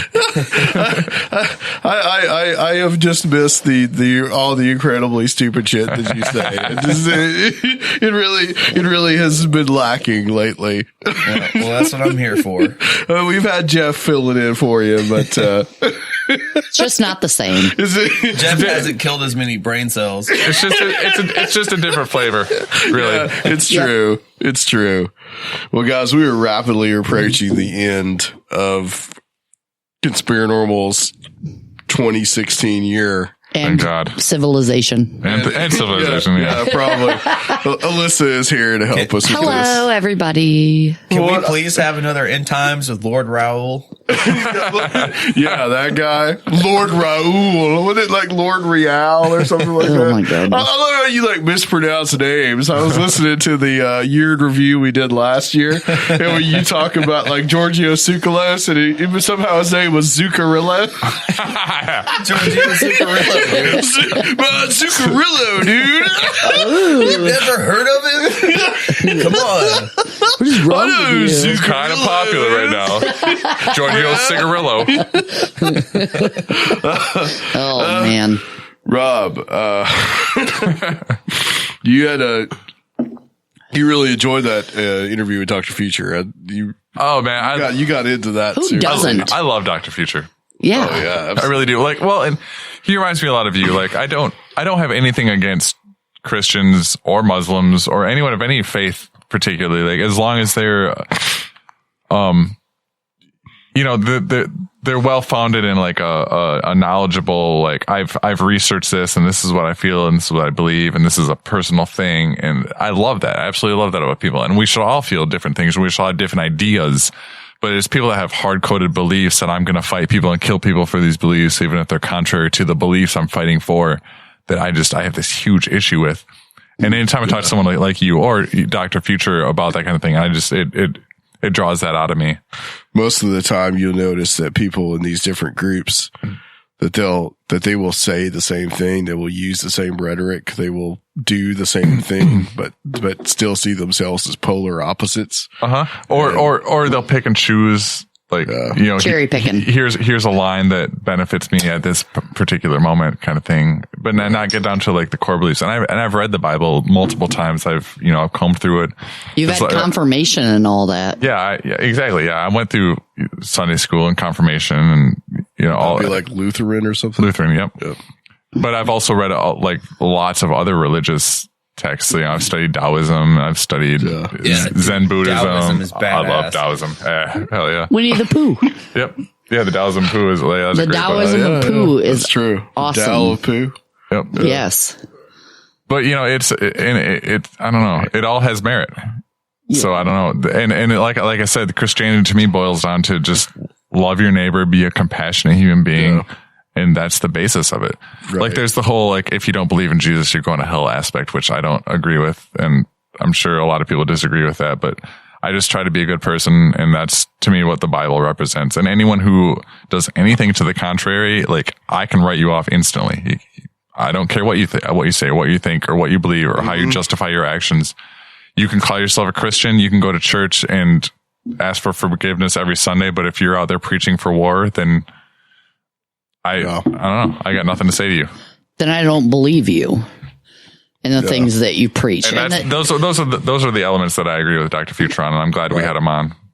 Right. Yeah, he's had such an evolution in his thinking as well over the last few years. Some of which I was there for, and some of which I was not. But he himself, he used to think a lot of the same way, like mainline conservatives really think. Really, but he's just as he's gone on through doing Future Quake and then writing these books and the information that he's found, he's become much more just where he looks at things in the way of the golden rule, do unto others as you would have them do to you. Right. Oh yeah. And if you meet him in person, he's like one of the easiest people to get along with. Like I can't imagine anybody meeting him and not liking him. Oh yeah. There's certain people that you meet in life and you're just like, I can't imagine why anybody would not like them. Yeah. I don't care what you believe or what your stance on anything is.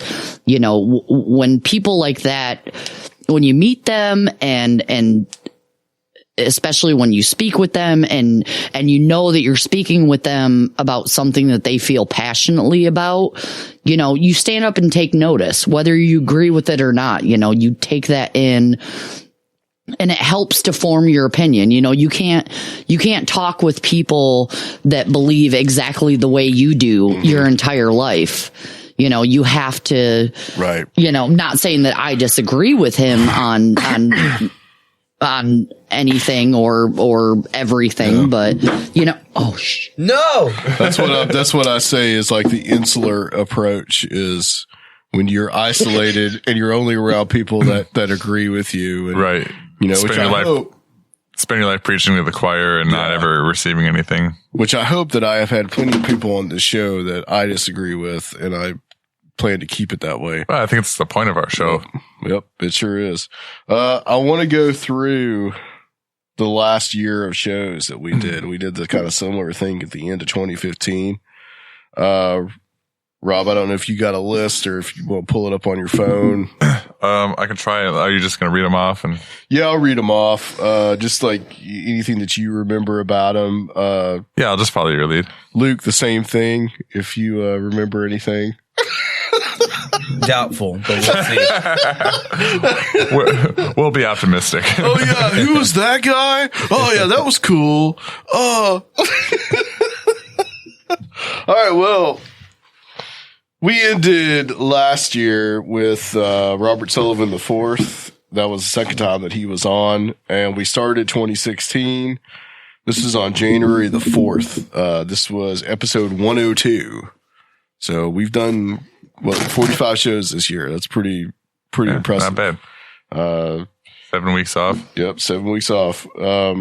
Some of that though was Paradigm Symposium stuff, but we'll get to that. So that was Brian Godawa, first time we had him on. That was about his book series Chronicles of the Nephilim. It was a little shorter of an interview because I was trying to do a little bit of a split thing at the time, which I decided not to keep doing. Do you remember anything about that one specifically? I remember it was interesting. It was something that was very outside of my realm. And that kind of delved more into the, I don't know, religious side of stuff. Yeah. Where I'm just kind of unfamiliar. Followed by episode 103. That was January the 11th. And what I'm doing is the days that I posted it. Right. This was Dan Gordon, Day of the Dead, Gaza. This was a show that I really wanted to talk to him about. And he's a Hollywood screenwriter. Brian Godawa is as well. But he did some stuff like the movie Tank and Celestine Prophecy. Dan is Jewish. He was in the Israeli Defense Forces. So I really wanted to get his kind of like take on what was going on over there from his perspective. And we also talked about his book. Right. Which that was really interesting, getting the, because a lot of times on this show, we get, not just an anti-Muslim approach to stuff, but we get like, we kind of skirt the issue a lot. And he had a very good inside review on that. Right. Which was really interesting, why things are the way they are and how they've escalated and that sort of thing. And purely from his point of view. And he's somebody that I want to get on again because he has another book, I think, called Postcards from Heaven, where he talks about his son that he lost in a car accident 10, 15 years ago. What did he have to do with the Celestine Prophecy? He wrote the screenplay for it. I didn't know there was a screenplay for that. There was a movie about Really? it. Yeah, I've never seen it. I have no idea. I'm really not familiar with that. How do you say it? Just the first book? Yeah, I think so. Okay. It's an amazing series if you've never read it. How do you pronounce it? Celestine Prophecy. See, I always thought it was Celestine. Celestine. And then there's the 10th Insight and the 11th Insight are the I've other been two books. pronouncing it Depends wrong. on how hip you are. Yeah. I mean, I'm Depends kind how of much old. craft beer you drink. Yeah. Right. If you're drinking Yazoo, you can call it the Celestine. If you have a posh mustache, Thought it was then you Celestine. can pronounce it Celestine. Oh, A posh well. mustache. If you look like you're about to invent flight. Yeah, if there's wax in your mustache. if you have a Wright Brothers facial hair, As Rob said, if you look like a prospector.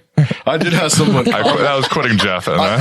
I did have All right. someone comment on this show that this is the first time we had a CIA agent on, which I don't know what to take about that, but anyway, that was followed by episode 104, and this was our good friend Soraya Askath, host of Where Did the Road Go? Yes. And we talked about Kundalini, altered states, ancient mysteries, and metal. Yeah.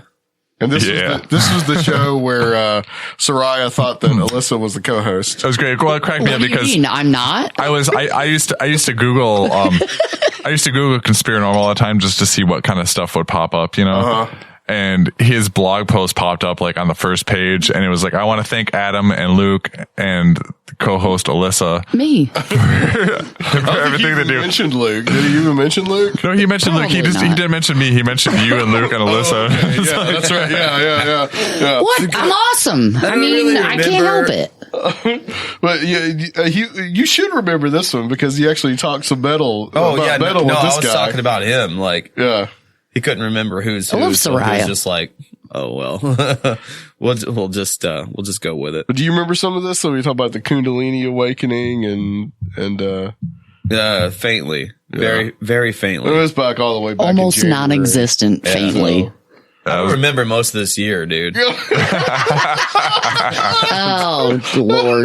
Well, we'll just move right along then. That was a good show, though. But yeah, we need to have Soraya back on. I'm Absolutely. gonna try to, episode 150, which we're going to come up on soon. I want to try to get him and a couple of other guys back on for a round table. Little round table, I'll have to yeah. make sure I'm on for that one. Episode 105. I mean, you are the co-host, by the way.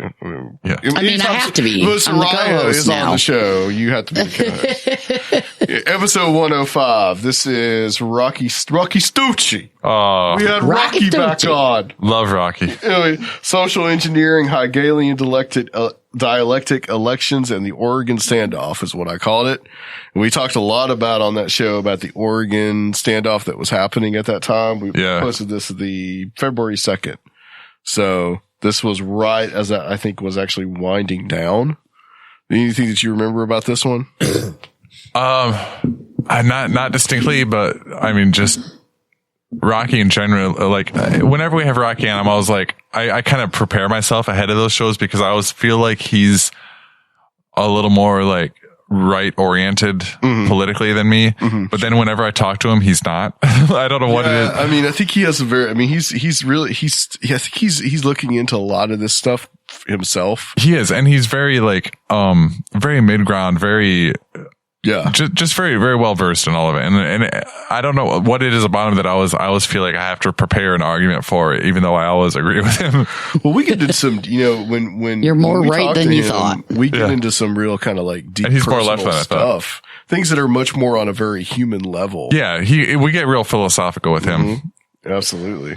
Episode 106, February 10th. That was Walter Bosley, third time that he was on, which we just had him on not too long ago. And he talked about hair removal. Yes, he did. And which is very important. Hair removal. This was actually, no, he talked about the origin of the breakaway civilization. This was about his book, Origin. That was fascinating. I still haven't gone back and looked into because after listening to that one, I wanted to go back and look at the origins of just flight in general.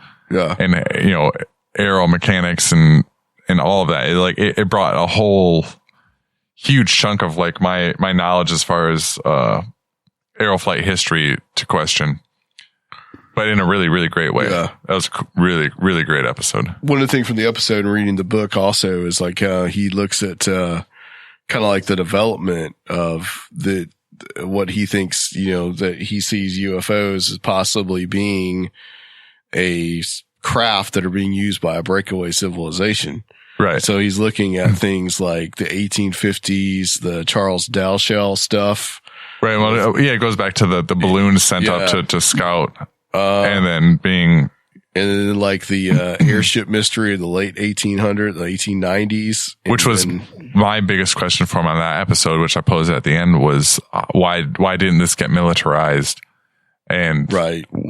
He had a great response to it, which was that at the time it didn't seem important. At the time no one was thinking about that. Nobody cared about that. And the people that were pioneering that kind of stuff were kind of already on the fringes of screw everybody, let's do our thing. And yeah, that's my stance. Let's attach some machine guns to it. Yeah. Right. Why not? It's very steampunk kind of It is. stuff. It's really, yeah, absolutely.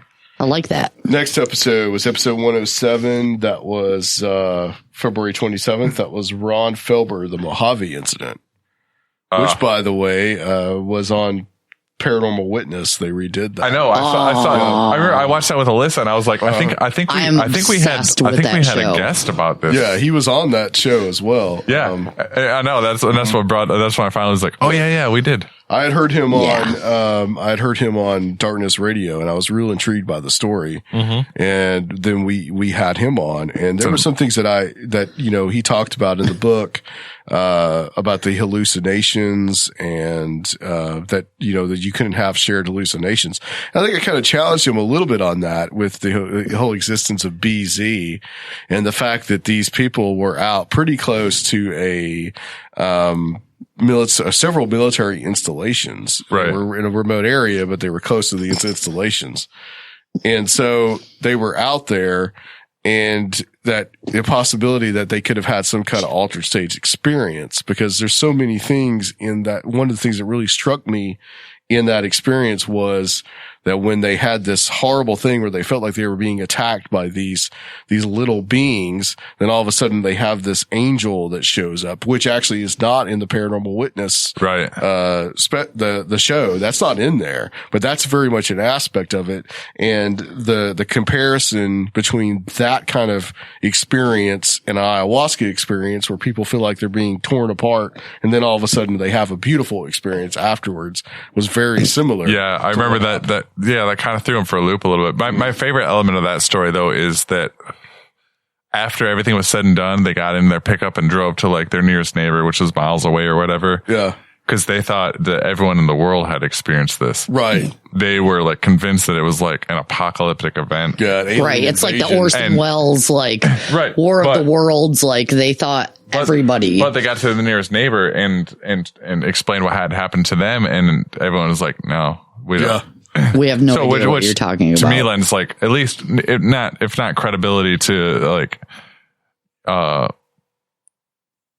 the extraterrestrial element, at least to their testament. Like, I don't know what they experienced or why they experienced it, but they experienced something for sure. Well, I would say, and I think it really sounded like to him and someone that well, I mean, if you read the book, he doesn't really ever come out and say that it's extraterrestrial. He has a very fair, balanced view of what he sees, which I like about this case, because it's one of those ones that kind of straddles the lines of, it's not an abduction story. It's a weird, like,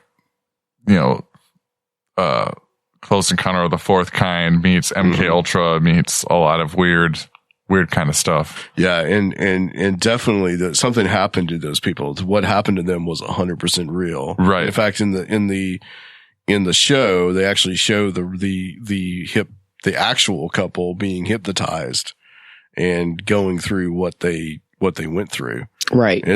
It's a fascinating story. It really is. Episode 108, that was Robert W. Sullivan the fourth. That was third time he was on, which if we have him back on again, it'll be the fourth. So we'll do Robert W. Sullivan 4. This was a special that we did on Western esotericism, where we kind of went through the history of Gnosticism, Freemasonry, mystery religions. I don't know. We talked about Manly P. Hall. We might have talked a little bit about Eliphas Levi and some other ones. Were you there for that one? I don't know. Dude, you gotta tell me. Yeah, I'd have to actually listen to these again to make a tally of how many that you've actually considering this was back in February. I don't know. But I really like Robert's stuff that he's gonna have his new cinema symbolism book out. I like his cinema symbolism stuff. The more I was here. Yeah, the more he's been on since then, I think, this year too. But the more historic well, no, that's the last time we had him on was back in February. Oh, okay. Well, those shows, they're kind of a blur for me because it's so much information. Yeah, it's a lot of information. The cinema symbolism stuff I remember, but the esotericism stuff not so much. Episode 109, Mike Clellan, The Messengers, one of my favorite episodes, one of my favorite guys to have on the show. This was about the owls. Yeah. And both owls in screen memories of UFO abductees, but also people that have had UFO abduction and UFO and alien contact experiences and the synchronicities that they have with the real owls showing up. And this was some fascinating stuff. One of my favorite movies is The Fourth Kind. And that's the first time I ever even was exposed to owls are a thing, as far as a manifestation of something. And then I did more digging and I'm like, holy crap. Yes, there's a lot of stories. And I've always liked owls, but I never and that has nothing to do with it. But still, I was like, wow, this is crazy. There's so many people with so many stories, especially in that, area, and if you actually do some research into the, the part of Canada or whatever where this happened. It's Alaska. Yeah. If you do any research into this area, there's a huge FBI presence, there's a huge government presence, and there's also all this weird stuff that's going on with these owls and abductions, and it's crazy. I liked the movie. I liked the movie. What I didn't like was the gimmick that they did of saying that it was a real event, and it wasn't. Right, but you get that. I mean, if you watch it and you do the research, you realize that was just kind of a depiction, a dramatization, I knew about the whole owl thing all the way back from Communion. Right. Whitley Strieber's stuff. He talks about it. And that's the thing. And Mike relates it to, other stuff, even outside of the UFO, phenomena. It's right. There's sightings that are more paranormal, more spiritual, more owls are ingrained in all these different kinds of things. Yep. And in the occult as well. Yep. I mean, Bohemian Grove, first of all, comes to mind. Yeah. that's one of them. But yeah, that movie, The Fourth Kind, I mean, I remember going to see that and being very happy that it incorporated that in as part of the film, because that's all over UFO abduction. Yeah, that's the first I've ever heard of it. And then once I did the research, like that can make you go and back and look at something and do research like that. Right. And then do the research and find out that's a theme with actual accounts from real people. I just really liked that movie. I thought it was good. Episode 110, that was Jeanette La Tulipe, the UFO Bigfoot connection. I did this one by myself. I had Scotty Roberts sit in with me on this one. I don't remember what the situation was. Maybe you were out of town, Rob, or something. What was the date on that? Oh, it was, you had to do Chris Christopherson. Oh, that was, stuff. That's what it was. Yeah. I remember you were cursing him. Yeah, I was cursing Chris Christopherson. Damn you. For taking away my producer. How dare you? Who do you think you are? So I had Scotty Roberts sit in, and we did some, we talked about Paradigm Symposium a little bit, and we talked about his undying love for Trump, and we had this lady come on to talk about her Bigfoot experiences in dealing with UFOs. And, this one was an interesting one because, again, it was someone that just had personal experiences to relay. And when you let them talk about their personal experiences, you can see that, hey, these experiences are real to this person, that this happened. Right. Now, whether that what is she saying is actually physical or not, and not something that is spiritual or in nature and non-physical, I couldn't tell you. But since I lean there anyway, that's what I think. Right. Episode 111, Peter Robbins. First time we had Peter on this year. Then we talked about Wilhelm Reich and Orgone. Oh yeah, Luke was here for that. That was a good one. Yeah, Luke was here. That was rad. And Randall Carlson actually made me a believer because I really thought it was so BS. Peter didn't convince you, but Randall later did. Randall did. Yeah. I mean, it's nothing against Peter. I mean, like I know that he knows the subject well, thoroughly. Yeah. I could tell that.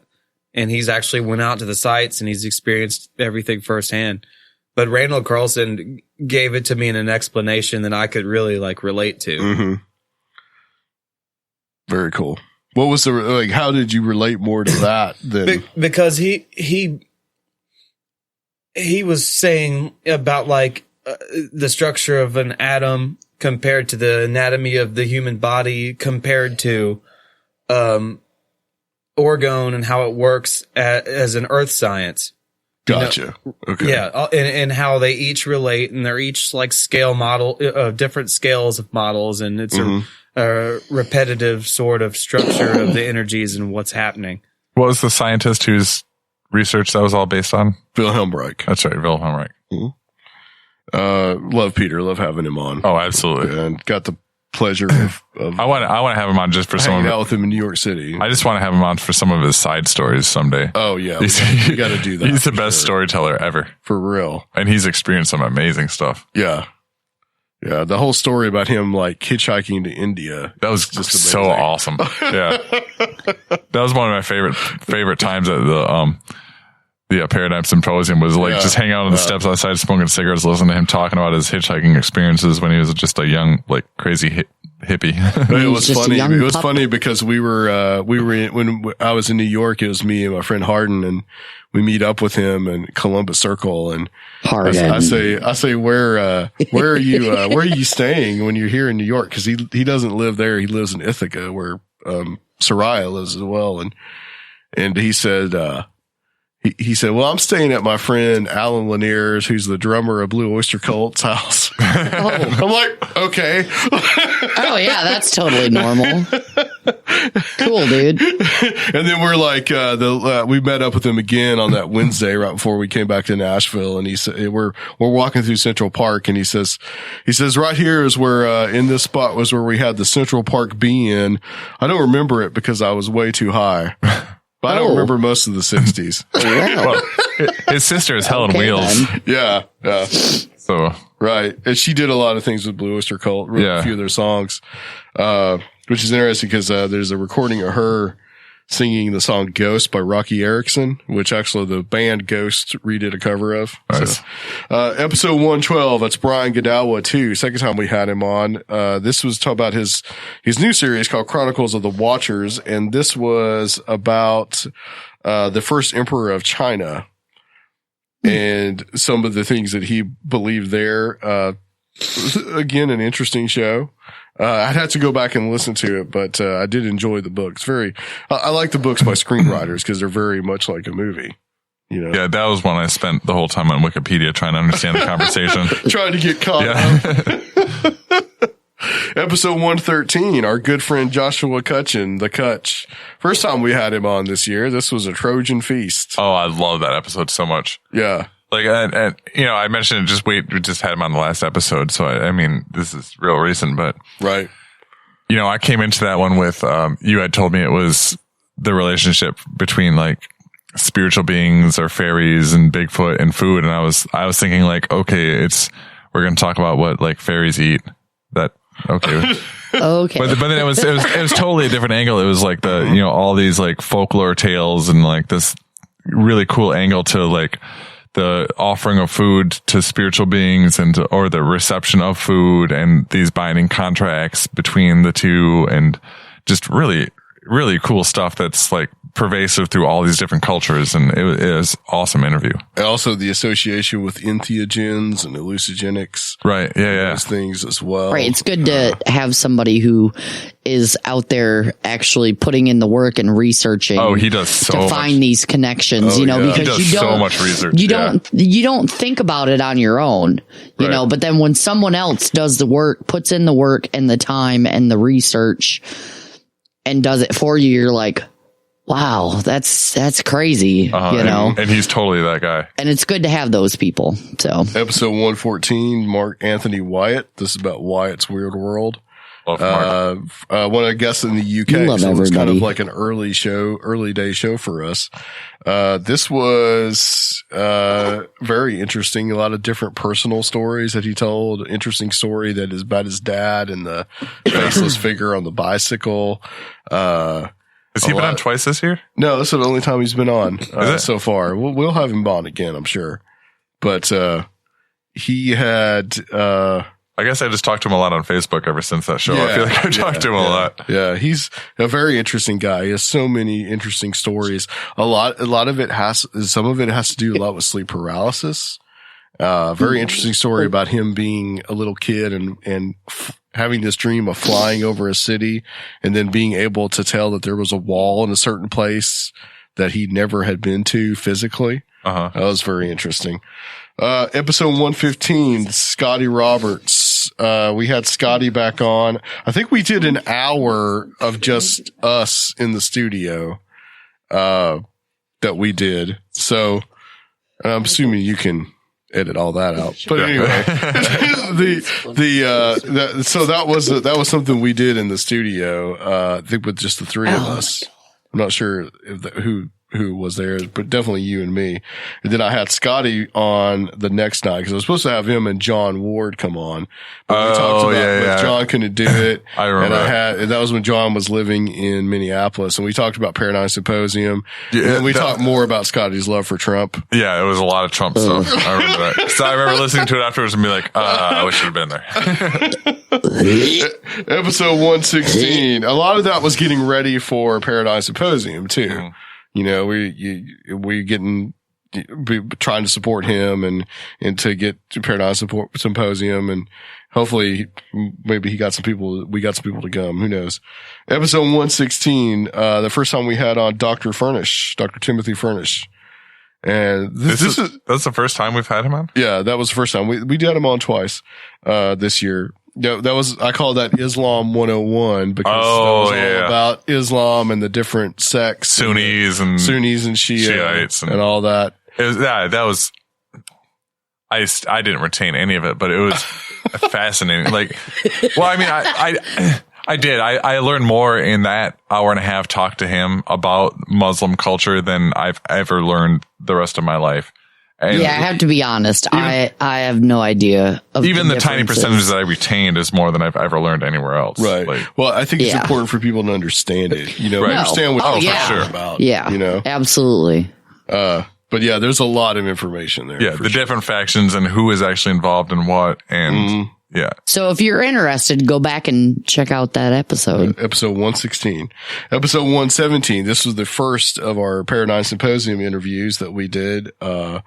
This was in May that we posted it, and we recorded them on the 14th and 15th while we were in Minneapolis. This one was 2 interviews. This was the first one. We had Micah Hanks, Richard Dolan, Peter Robbins, and we talked about mostly Richard Dolan talking about the nature of UFOs and skepticism, and then we also got in a little bit of false flag stuff because that's what Richard was working on at the time. And the second one was we had Peter Still, and then we had Jennifer Stein, and also Travis Walton. Yeah. Was that all for that episode? Was it just 2 segments? Yeah, there were 2 segments on that episode. That was our UFO spectacular. Yep. I remember that when we were doing the interview with Richard and Peter and Micah, and Travis Walton is sitting there, and I'm just like, yeah, he just was like gravitated towards it. Yeah. That was man, that whole experience was just amazing. I mean, hanging out with just that caliber of people, Richard Dolan, obviously amazing. Yeah. Super knowledgeable in multiple fields, and it was a pleasure to have him on. And then we've had him on again since. Yes, haven't we? Mm-hmm. Okay. Mm-hmm. I thought so. But Travis Walton, I'd love to get on again, but I did try to contact him, but I never got a contact back. Yeah, him and Jennifer. I think I'm gonna try to go through Jennifer for sure. I don't think that Travis handles any of that kind of stuff. Which was the weird thing about Jennifer is that she lives in Philadelphia and like knows my uncle. Like, yeah, that was small weird. World, man. But anyway, but that was awesome. Like getting the fire in the sky story, like directly from the source, because it's such a discrepancy from the movie to the actual like experience, and his experience, he's come to a different understanding throughout the years of what that experience was to him. So to get that, like, it was almost like a fresh take on an old subject, Yep. Very much so. By the way, a super cool movie. Yeah, it was. And everybody should watch it. I made my children watch it. But not exact to what actually happened. Yeah. Well, not exact, obviously. It's a movie. But, episode 118, Jarmo Puskala talking about movies. We talked about Iron Sky. Oh, Iron Sky. Yeah. That was awesome. Truth. I called this Iron Sky Truth and Fiction. Jarmo lives in Finland, and we talked a little bit about talked about the movie, but he is one of the screenwriters and concept writers from the movie Iron Sky, which is about the Nazis living on the moon. So that was very interesting. We also talked a little bit about what's going on in Finland, how they view things like the World War II and their involvement in it, and then also their relationship with Russia. So that was interesting as well. Yeah, the talk about Russia stuff was fun. Mm-hmm. And we were talking about Iron Sky 2 a lot during the show, which when do we know when that's coming out? I don't think it's any set date at the moment. I still think there's still kind of crowdfunding. Because at the time there was like promo videos already out. Yeah, and there still are. I think they've made some more. Okay. But we were talking about how like they had this one about Jesus, like, which they had to cut, tearing himself off the cross and then picking up 2 AKs and then shooting people. Oh my God. And then it was great. And then, but they thought that one was the one that they would get all the controversy over, but the one they got was the one where they made fun of Putin. Yeah, right. Exactly. Yeah. Jesus is fine. Jesus is fair game, but not Putin. Don't make fun of Putin. Not Putin. Yeah. I'm going to go home and watch Passion of the Christ again.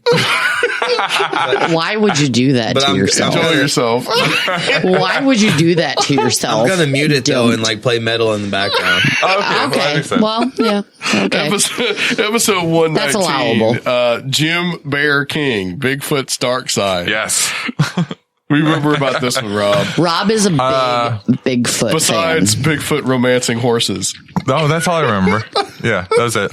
No, there was some, like, I don't know. I've been into the Bigfoot thing for a long time, and mostly because I want to believe in it, not because I necessarily do, like, think that there's a possibility of it. Like, it's fun. It's a really fun thing to, like, follow and believe in, you know. But there was some interesting characteristics to it, like traits that he had found through various different cases. The braiding of hair thing, which is apparently a primate thing. Or something but burn your hair. The connection between that and livestock in rural areas and the usage of that to distract a horse while a Bigfoot that's not the prime Bigfoot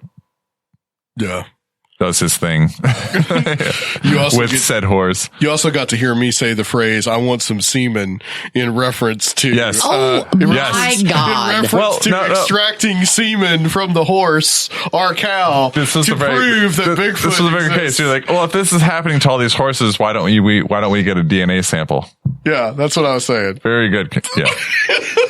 Okay. Which I totally agree with. That's why I meant by I want some semen. We all know you want semen, dude. Jesus. You don't have to cover. If you want some semen, I can probably hook you up with somebody. Anyway. $20 a pop. And moving on. Episode 120.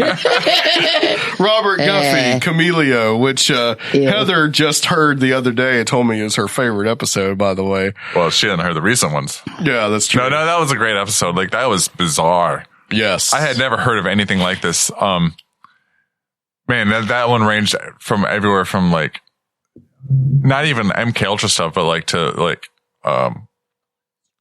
cloaking devices to I can't remember what's the term? Not crowd control, but crowd stalking. Crowd stalking. Mm-hmm. Yeah, just a bizarre concept I've never heard of before, and it's kind of a little bit scary. And apes shooting AK-47s in the middle of the in the middle of the desert. Yeah, and just all kinds of weirdness. And great stuff though. Yeah, very good. Robert's one of my favorite guests. I'm going to get him back on soon as well.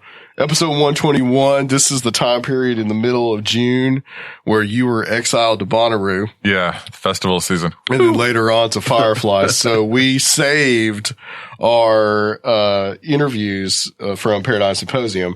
And actually we put up the one that we just had, we did first, actually, which was, we kind of like made an ancient mysteries, ancient civilizations theme, but we did the interview with Laird Scranton and Randall Carlson that Friday night. That was actually the first interview we did. The rest of them were on Saturday and Sunday.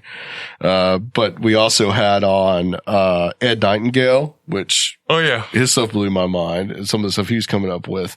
And then Scott Walter, we sat down with him as well. Yep. Which was our second time having him on. Yeah, absolutely. So episode 122, you were still at Bonnaroo at this point. I had John Ward and Stephen Ogden on. This was right before Brexit. And we talked about Brexit and what was going on, what could potentially happen and kind of how things are kind of realigning. Got Stephen's viewpoint on what's going on in Germany. Good old Stephen Ogden. Sounds like he's the Australian German. I love Stephen. Yeah. We can get Stephen back on here. I haven't heard from him in a while, actually. So, but I still see him on Facebook. Last time we talked to him, he was going to start his own podcast. Yeah. Posting about Star Wars mostly. Star Wars episode common. Episode 123, Paradigm Symposium Interviews Part 3. This was the last ones that we did. This was probably like 3 hours long. We had Rocky with us live, and actually Luke called us because he abandoned us to go to the art museum. Well, Rocky insisted we put him on the microphone, so he was like holding the phone up to the Dr. Rita Louise. We talked to as well, which at that time we didn't really know a lot about her. Tim Dennis, still worth it, from Darkness Radio. Which was, Tim was awesome. Yeah, I love talking to Tim. I'd love to talk to Tim again. Yeah, we need to get him back on as well. And then finally, John Ward and Scotty. in a slightly inebriated, odd state that night, which you had to actually edit down. Yeah. After 3 days of Paradigm Symposium craziness and like blood sugar issues and lack of sleep and all kinds of craziness. That was fun. I think I took an hour and a half and turned into like 30 minutes. Yeah. Well, it was a little more than that. It was about 50 minutes. Episode 124. This was Red Pill Junkie. We talked about Castaneda, McKenna, and mystical experiences. Oh, I love it. Love the whole subject. Red Pill is great. You know, we called him in Mexico. He's always got a lot of deep stuff to talk about. I still think we need to do DMT sometime before an episode. Yeah, totally. And then just flow. No topic. No topic. Just go. I know that. Luke's forgotten how to do podcasts. I don't have to say everything on the mic, all right? But anyway, so yeah, you talk about Carlos Castaneda, Terrence McKenna, some of the more personal experiences that Red Pill has had. And we even had him do a little Spanish introduction for the show as well. Oh, yeah, I forgot about that. That was awesome. With Luke's Ay Coco Baño song. Hey, it's still catchy, even in this day. Catchy as hell. Do-do. Do-do-do. With the little whistles in it. El es Conspirinormal. Episode 125. That was a kind of double guest episode. That was Longshoreman Johnny from the Iron Show, and Heather, our good friend Heather. We talked to tarot with her, and I called Johnny's episode, his part of the episode was some general Iron Show craziness, which my favorite part of that, and I've listened to it several times, is where he's talking about his friend that would hold up gas stations and would split the money with the clerks, but got caught anyway. And, then was he was too trusting. Then tried to escape out on the damn ocean from the island prison, and said that he washed up with the fish eating his eyeballs. What? Yeah, that was great. You get to go back and listen to it, man. You're your biggest fan, man. You were there for that one. And Heather told my fortune. Yeah, Heather did the tarot for us on that one. We had some of your friends from SIR sit in with us on that too. We talked about that was right when the Philando Castile shooting happened. Oh yeah, that's right. Oh my God. Followed by episode 126. This was Richard Dolan. Came to the show, UFOs for the 21st Century Mind. We talked about that book. Very interesting show. I mean, that was quite an honor to have Dolan on, and he was such a good, like, down to earth guy too. Well, he's always so easy to talk to. He's so knowledgeable and he's so quick, and I don't know. I love Richard. Yep. And someone else that we love, followed by episode 127. So this is like a 1-2 punch here. It was Randall Carlson. Oh yeah. First time we had him on proper on the show. Sacred Geometry and Ancient Catastrophes. And, Randall's somebody we definitely got to get back on. Mm-hmm. Yeah. I don't know what kind of like voodoo he's got going on with the way he speaks and everything, but he appeals to such a huge crowd. I've heard him described as a wizard, and that's kind of how he is. He's kind of like Gandalf or Hagrid, you know? Somewhere between the two. Yeah, he has that air about him, man. Yeah, you know? Totally. Like he talks and you just want to like stop and listen. The long hair, that beard, you know, and it's like you just hang out. I'm on to the occultism. I'm on it. He's the grandmaster, dude. He is for sure. In fact, when we were at Paradigm Symposium, he was sitting on the Grand Master chair. Like he owns this place. Like York and Scottish Rite Master, right? What's that? No. York and Scottish Rite? Just a Scottish. I think so. I thought he was like. I think he told me just a Scottish. Okay. Is it? Okay. I thought, yeah. He's definitely up there. Yeah. He was showing us a lot of stuff. He knows some stuff about Freemasonry while we were there. Episode 128, that was the crossover show what we called the Conspirinormal Hour. Oh, yeah. That was with Renee, Jeff, and the three of us here, which was very, very good. One of my favorite shows that we did, I think. That was good because it was just it was a good crossover between the two shows. Episode 129, Peter Robbins 3. That was the life and work of Bud Hopkins. This was in late August. We talked about Peter's relationship with Bud Hopkins, the a famous UFO abduction researcher, about Hopkins' life. We talked a little bit also about Peter meeting John Mack. All the stories that he had about that. So it was fascinating. We did that on kind of like the 5-year anniversary, 5-year anniversary of Hopkins' death is when we recorded. Not to delve into any kind of drama or anything, but did you see his separation from Larry?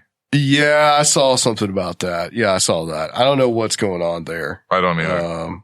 And he's asked not to ask about it, basically. Yeah. Episode 130, Rebecca Roth 2. This was about her book Methodical Conclusion, which once more delving into the 9/11 conspiracy, some of the different aspects of it. Right. And we also talked a lot about the conspiracies surrounding her actual identity. Which was, for me, that was really interesting because, like, I think anyone in her position, we justified it on the show the same way as, like, if I was privy to this kind of information and I was wanting to release it, I would use a pen name and I would protect my family in any way I could. Right. Like, I get nervous sometimes just doing the show that we do, Yeah. And she's out there throwing out information that could, put her on every no-fly list and, right. Target her in every way possible. So I totally understand. Yeah. Yeah, I do too. I mean, and it's not impossible to use a pen name. Not that I agree with everything. Not that I agree with everything that she has to say, because some of it is very subjective and questionable. Right. But still, like, that was interesting. Yep. I totally get where you're coming from. Episode 131. You leaving us, Luke? I gotta pee. Episode 131, Robert Guffey 2. We talked about cryptoscatology. That was also very interesting. We had the phallic thrown through the yes, the phallic thrown through the magical space pussy. Yeah. And we also got into the Phantom Clown stuff. The best quote of 2016. Yes. I'm going to take my phallic thrown through the magic space pussy. instead of a Phantom Clown. Episode 132, Dr. Timothy Furnish. This is the second time we had him on. This was about Sufism. Again, a lot of information on this one. Right. But I think also important to understand. Yeah, for sure. Well, especially in the current climate with the whole anti, we shouldn't be anti-Muslim. We should be anti-radicals. And I think that was a good insight into that. Yeah, for sure. Which he's very fair, I think, about how because he understands Islam so well, but he has a very good grasp of what's going on over there. So, right. And he breaks it down to, like, you understand where this radicalism comes from, because everything is cause and effect. Like, you can't just like, take something and say, this is awful. This is bad. We need to fight it, without understanding it's like putting a Band-Aid on a gunshot wound, know? Episode 133, Mark Devlin, Musical Truth. Oh, that was fun. We sat in, Jeff sat in with us on that one. We had to do that again. That was like really early in the day, because again, we were calling Great Britain. So like the 5-6 hour time difference, which we will be doing with our first guest of 2017, by the way. But a lot of different interesting things in this one, talking about some music conspiracies, the Paul is dead stuff. Yeah. A lot of, different aspects on this one as well.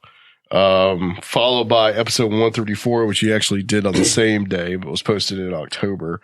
This was Giovanni Deitzman, Meditation Techniques, Types, and Practices. And this wasn't a long interview. No, but that was really cool. Like, that, not just the, he didn't get into any technique type stuff, but the benefits of his whole lifestyle was really fascinating to me. Yeah. And we were supposed to have him on and then have Sarah Soderlin on, but she canceled right after I got done with him. And so we did some other things that we talked about. We talked a little bit more about, about some of the different chakras and these different techniques of meditation, and had some discussion about other things as well. Episode 135. This is the beginning of October. We kind of started our October Halloween stuff. It started off with Sarah Soderlund. That was great. Haunted by the Abyss. And very, very cool when you have somebody that is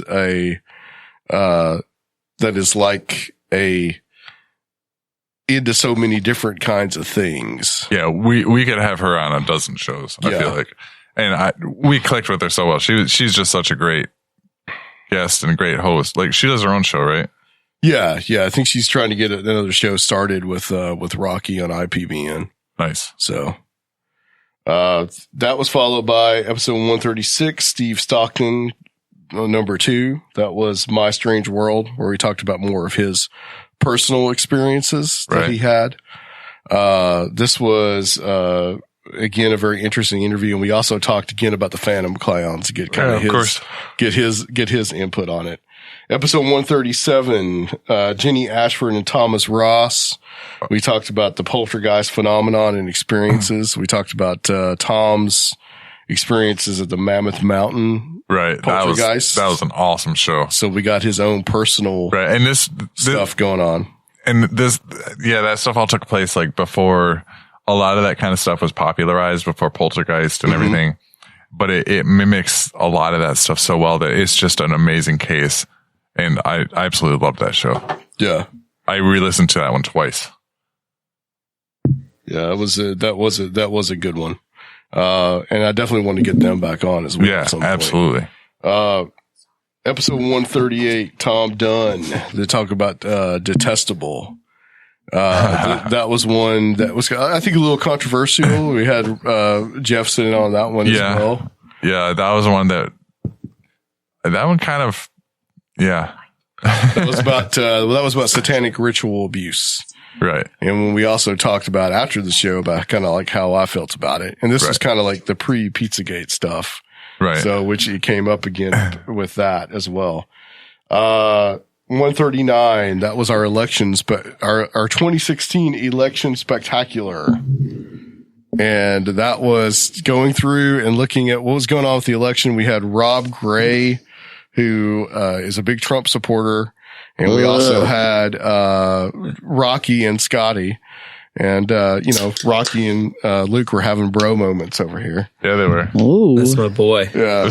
And, then Luke left, and we had Mike on. Sexy. On. So, episode 140, that was Dr. Rita Louise and Chris Wolford. We talked to Chris about Tom DeLonge and kind of like about disclosure, right, and what was going on there. And we talked to Rita about her book Holy Deception, which that was about kind of like an Ancient Aliens kind of vibe going on there. Yeah, Rita's another guest we need to have on more regularly. Yeah, I agree. Episode 141, this was John Tenney and Craig Ciccone, JFK assassination researchers and theories, where we talked about some of the most little known JFK researchers and some of the different theories that were out there about the JFK assassination. That was close to the anniversary. Episode 142 is Ryan Sprague. We kind of did a little thing like you, me, and Jeff, talked about some subjects, and then I interviewed Ryan, because he had to actually cancel the night before, but I did it the next day. That was good because we talked about his book, Somewhere in the Skies. Yeah. About kind of like personal UFO experiences, not only from him, but from different people that he had interviewed, and kind of like their personal aspects and their ideas on it. Closing the gap here, 143, we had Micah in studio, and then we had Justin, his friend Justin, and Jeremy. Were in studio with us, and we talked about Adolf Hitler surviving World War II and Pizzagate and all kinds of things. Followed by episode 144, which this was only the beginning of this month. That was with Walter Bosley, and we talked about his book Shimmering Light. Right. And finally, episode 145, which was Brimstone Deceit, which we just did. Talking about Joshua Cutchin back on about smells. And finally tonight, episode 146 with Dr. Future. Closing out 2016. That's a good blend. Mm-hmm. Yeah. That's what we had. Lots of terrible things happened this year, but on a positive note. It's over. Yeah, just and I saw tonight, not that anybody cares, but Zsa Zsa Gabor died at 99. Yeah. Some of the people She that was died, famous for slapping a cop. She was a socialite, and she wasn't my favorite person in the whole world, but holy crap. Like this year has like sucked up so many people. Yeah, David Bowie, Prince, Alan Rickman, Gene Wilder, Alan Thicke just died not too long ago. Oh yeah, he died like not even a week ago. Yeah. Seriously? Yep. Growing Pains? Yep. Zsa Zsa Gabor. No, not Growing Pains. There's quite a few people. I know there's Abe Vigoda. Yeah, there's many people who are missing from that list. Paul Kantner from Jefferson Airplane. Yes. Harper Lee, Kill a Mockingbird. It's just crazy. Nancy Reagan, George Martin, who produced the Beatles. George Martin died this year? Emerson. How did I not hear about that? Emerson and Lake from Emerson, Lake and Palmer died this year. What? Frank Sinatra Jr. I'm just going down the list here. Jesus. Gary Shandling. What? Patty Duke. Merle Haggard. Merle Haggard died? Yes.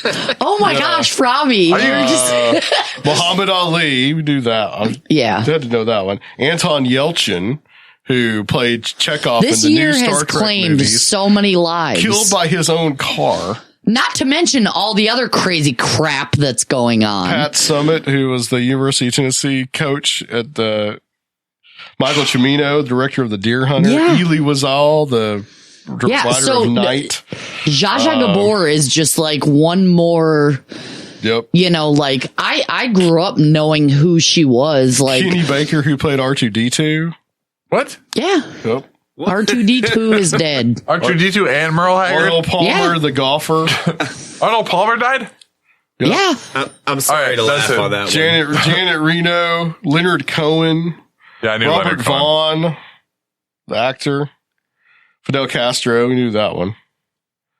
Nobody in cares. December, John Glenn, who just died, the astronaut. Yeah. And Alan Thicke, and I guess now Zsa Zsa Gabor just died. So there you go. That's a lot. That's a lot of. The list was much more extensive. I just gave you some of the highlights. I don't know who 90% of those people are. So, but you see, Alan Thicke was in this show back in the 90s called Growing Pains. It was very important to me. Yes, and you should. Growing Pains sounds like one of those terrible. And his son made that terrible song. Well, he sounds like a disgusting person. I think that's but his dad was a guys. nice guy. I really want to thank everybody.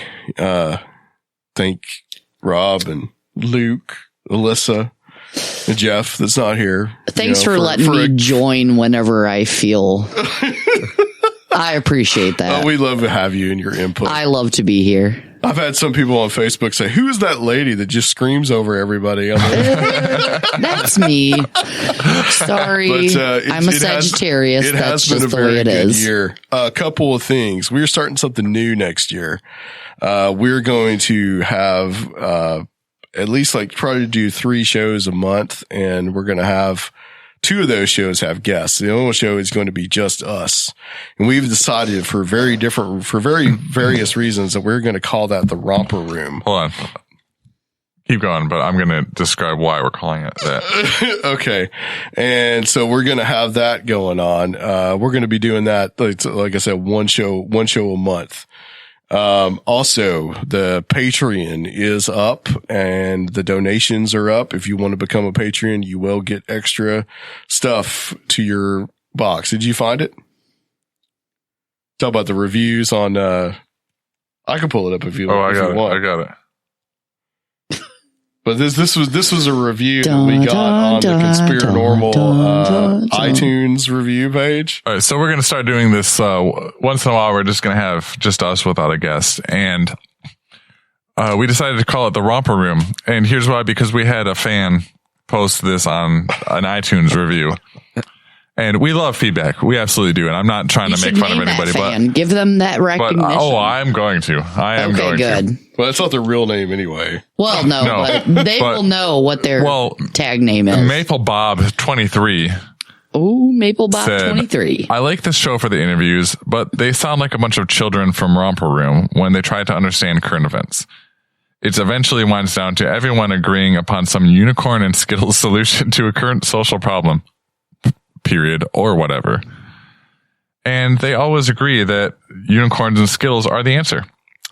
That cops are the same as soldiers. It gets a point where I simply have to turn it off right after the interview. Oh. So, while I agree with you on a certain extent, I do. I really do. Like, I'm not as knowledgeable on a lot of these subjects as our guests are because our guests have spent their lives researching these things. Right. But I'm very interested in all these subjects. And we talk about things and we throw our opinions out there, but I always try to pose them as this is an idea. This is just how I feel about it. And I expect you to have different feelings. I expect it's a work in progress and we're bringing the information to you. We're all here to learn. Sometimes we're getting the information at the same time that we're giving it. Right. But I love the term romper room. Yeah, that's pretty great. Yeah. So we're going to adopt that thanks to our lovely listener there. And, it wasn't a bad, like he gave us like a 4-star review. Constructive criticism. So we're going to have our romper room show and we're gonna spew our unicorns and Skittles at you all once a month. Yes. Who doesn't love Skittles? Unicorns and Skittles. I want some kind of ditty to go along with that. A little. Well, Luke and I are gonna write something about unicorns and Skittles. That's no problem. And a new theme song is another thing that I want because I'm tired of the old one. I'm tired of Elliot Marzulli constantly saying human sacrifice. Hey, human sacrifice is no joke, man. I gave you guys a new one, but you didn't like it enough. No, I love it. Oh, yes. It's fantastic. All right, guys. Thank you so much for listening. All our listeners, we really appreciate Goodbye, you guys. 2016. That's right. Goodbye, 2016. Goodbye. And we will see you. Good riddance. That's someone that Luke and I used to know on the flip side in 2017 on Conspirinormal.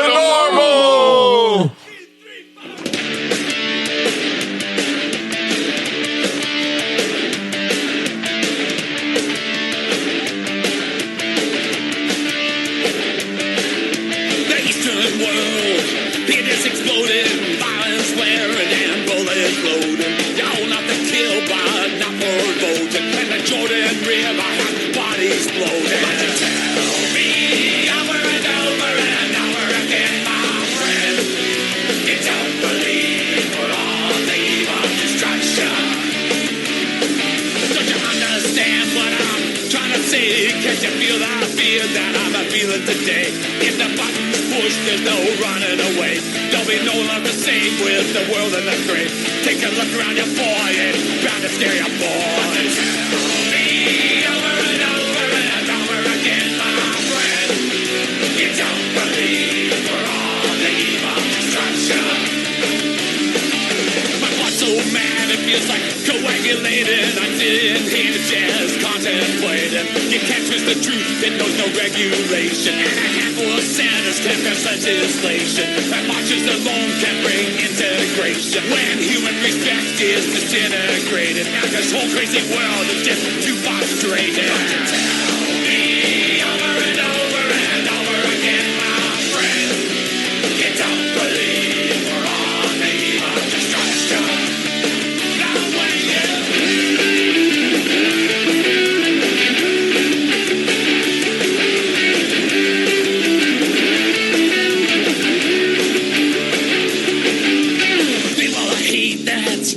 this earth, it really makes love hard to unearth. We're spilling blood, yeah, the human race. If you win your war, it's the same old place. The pounding drums, the pride of disgrace. You can bury your dead, but don't leave a trace. Hate your next door neighbor, don't forget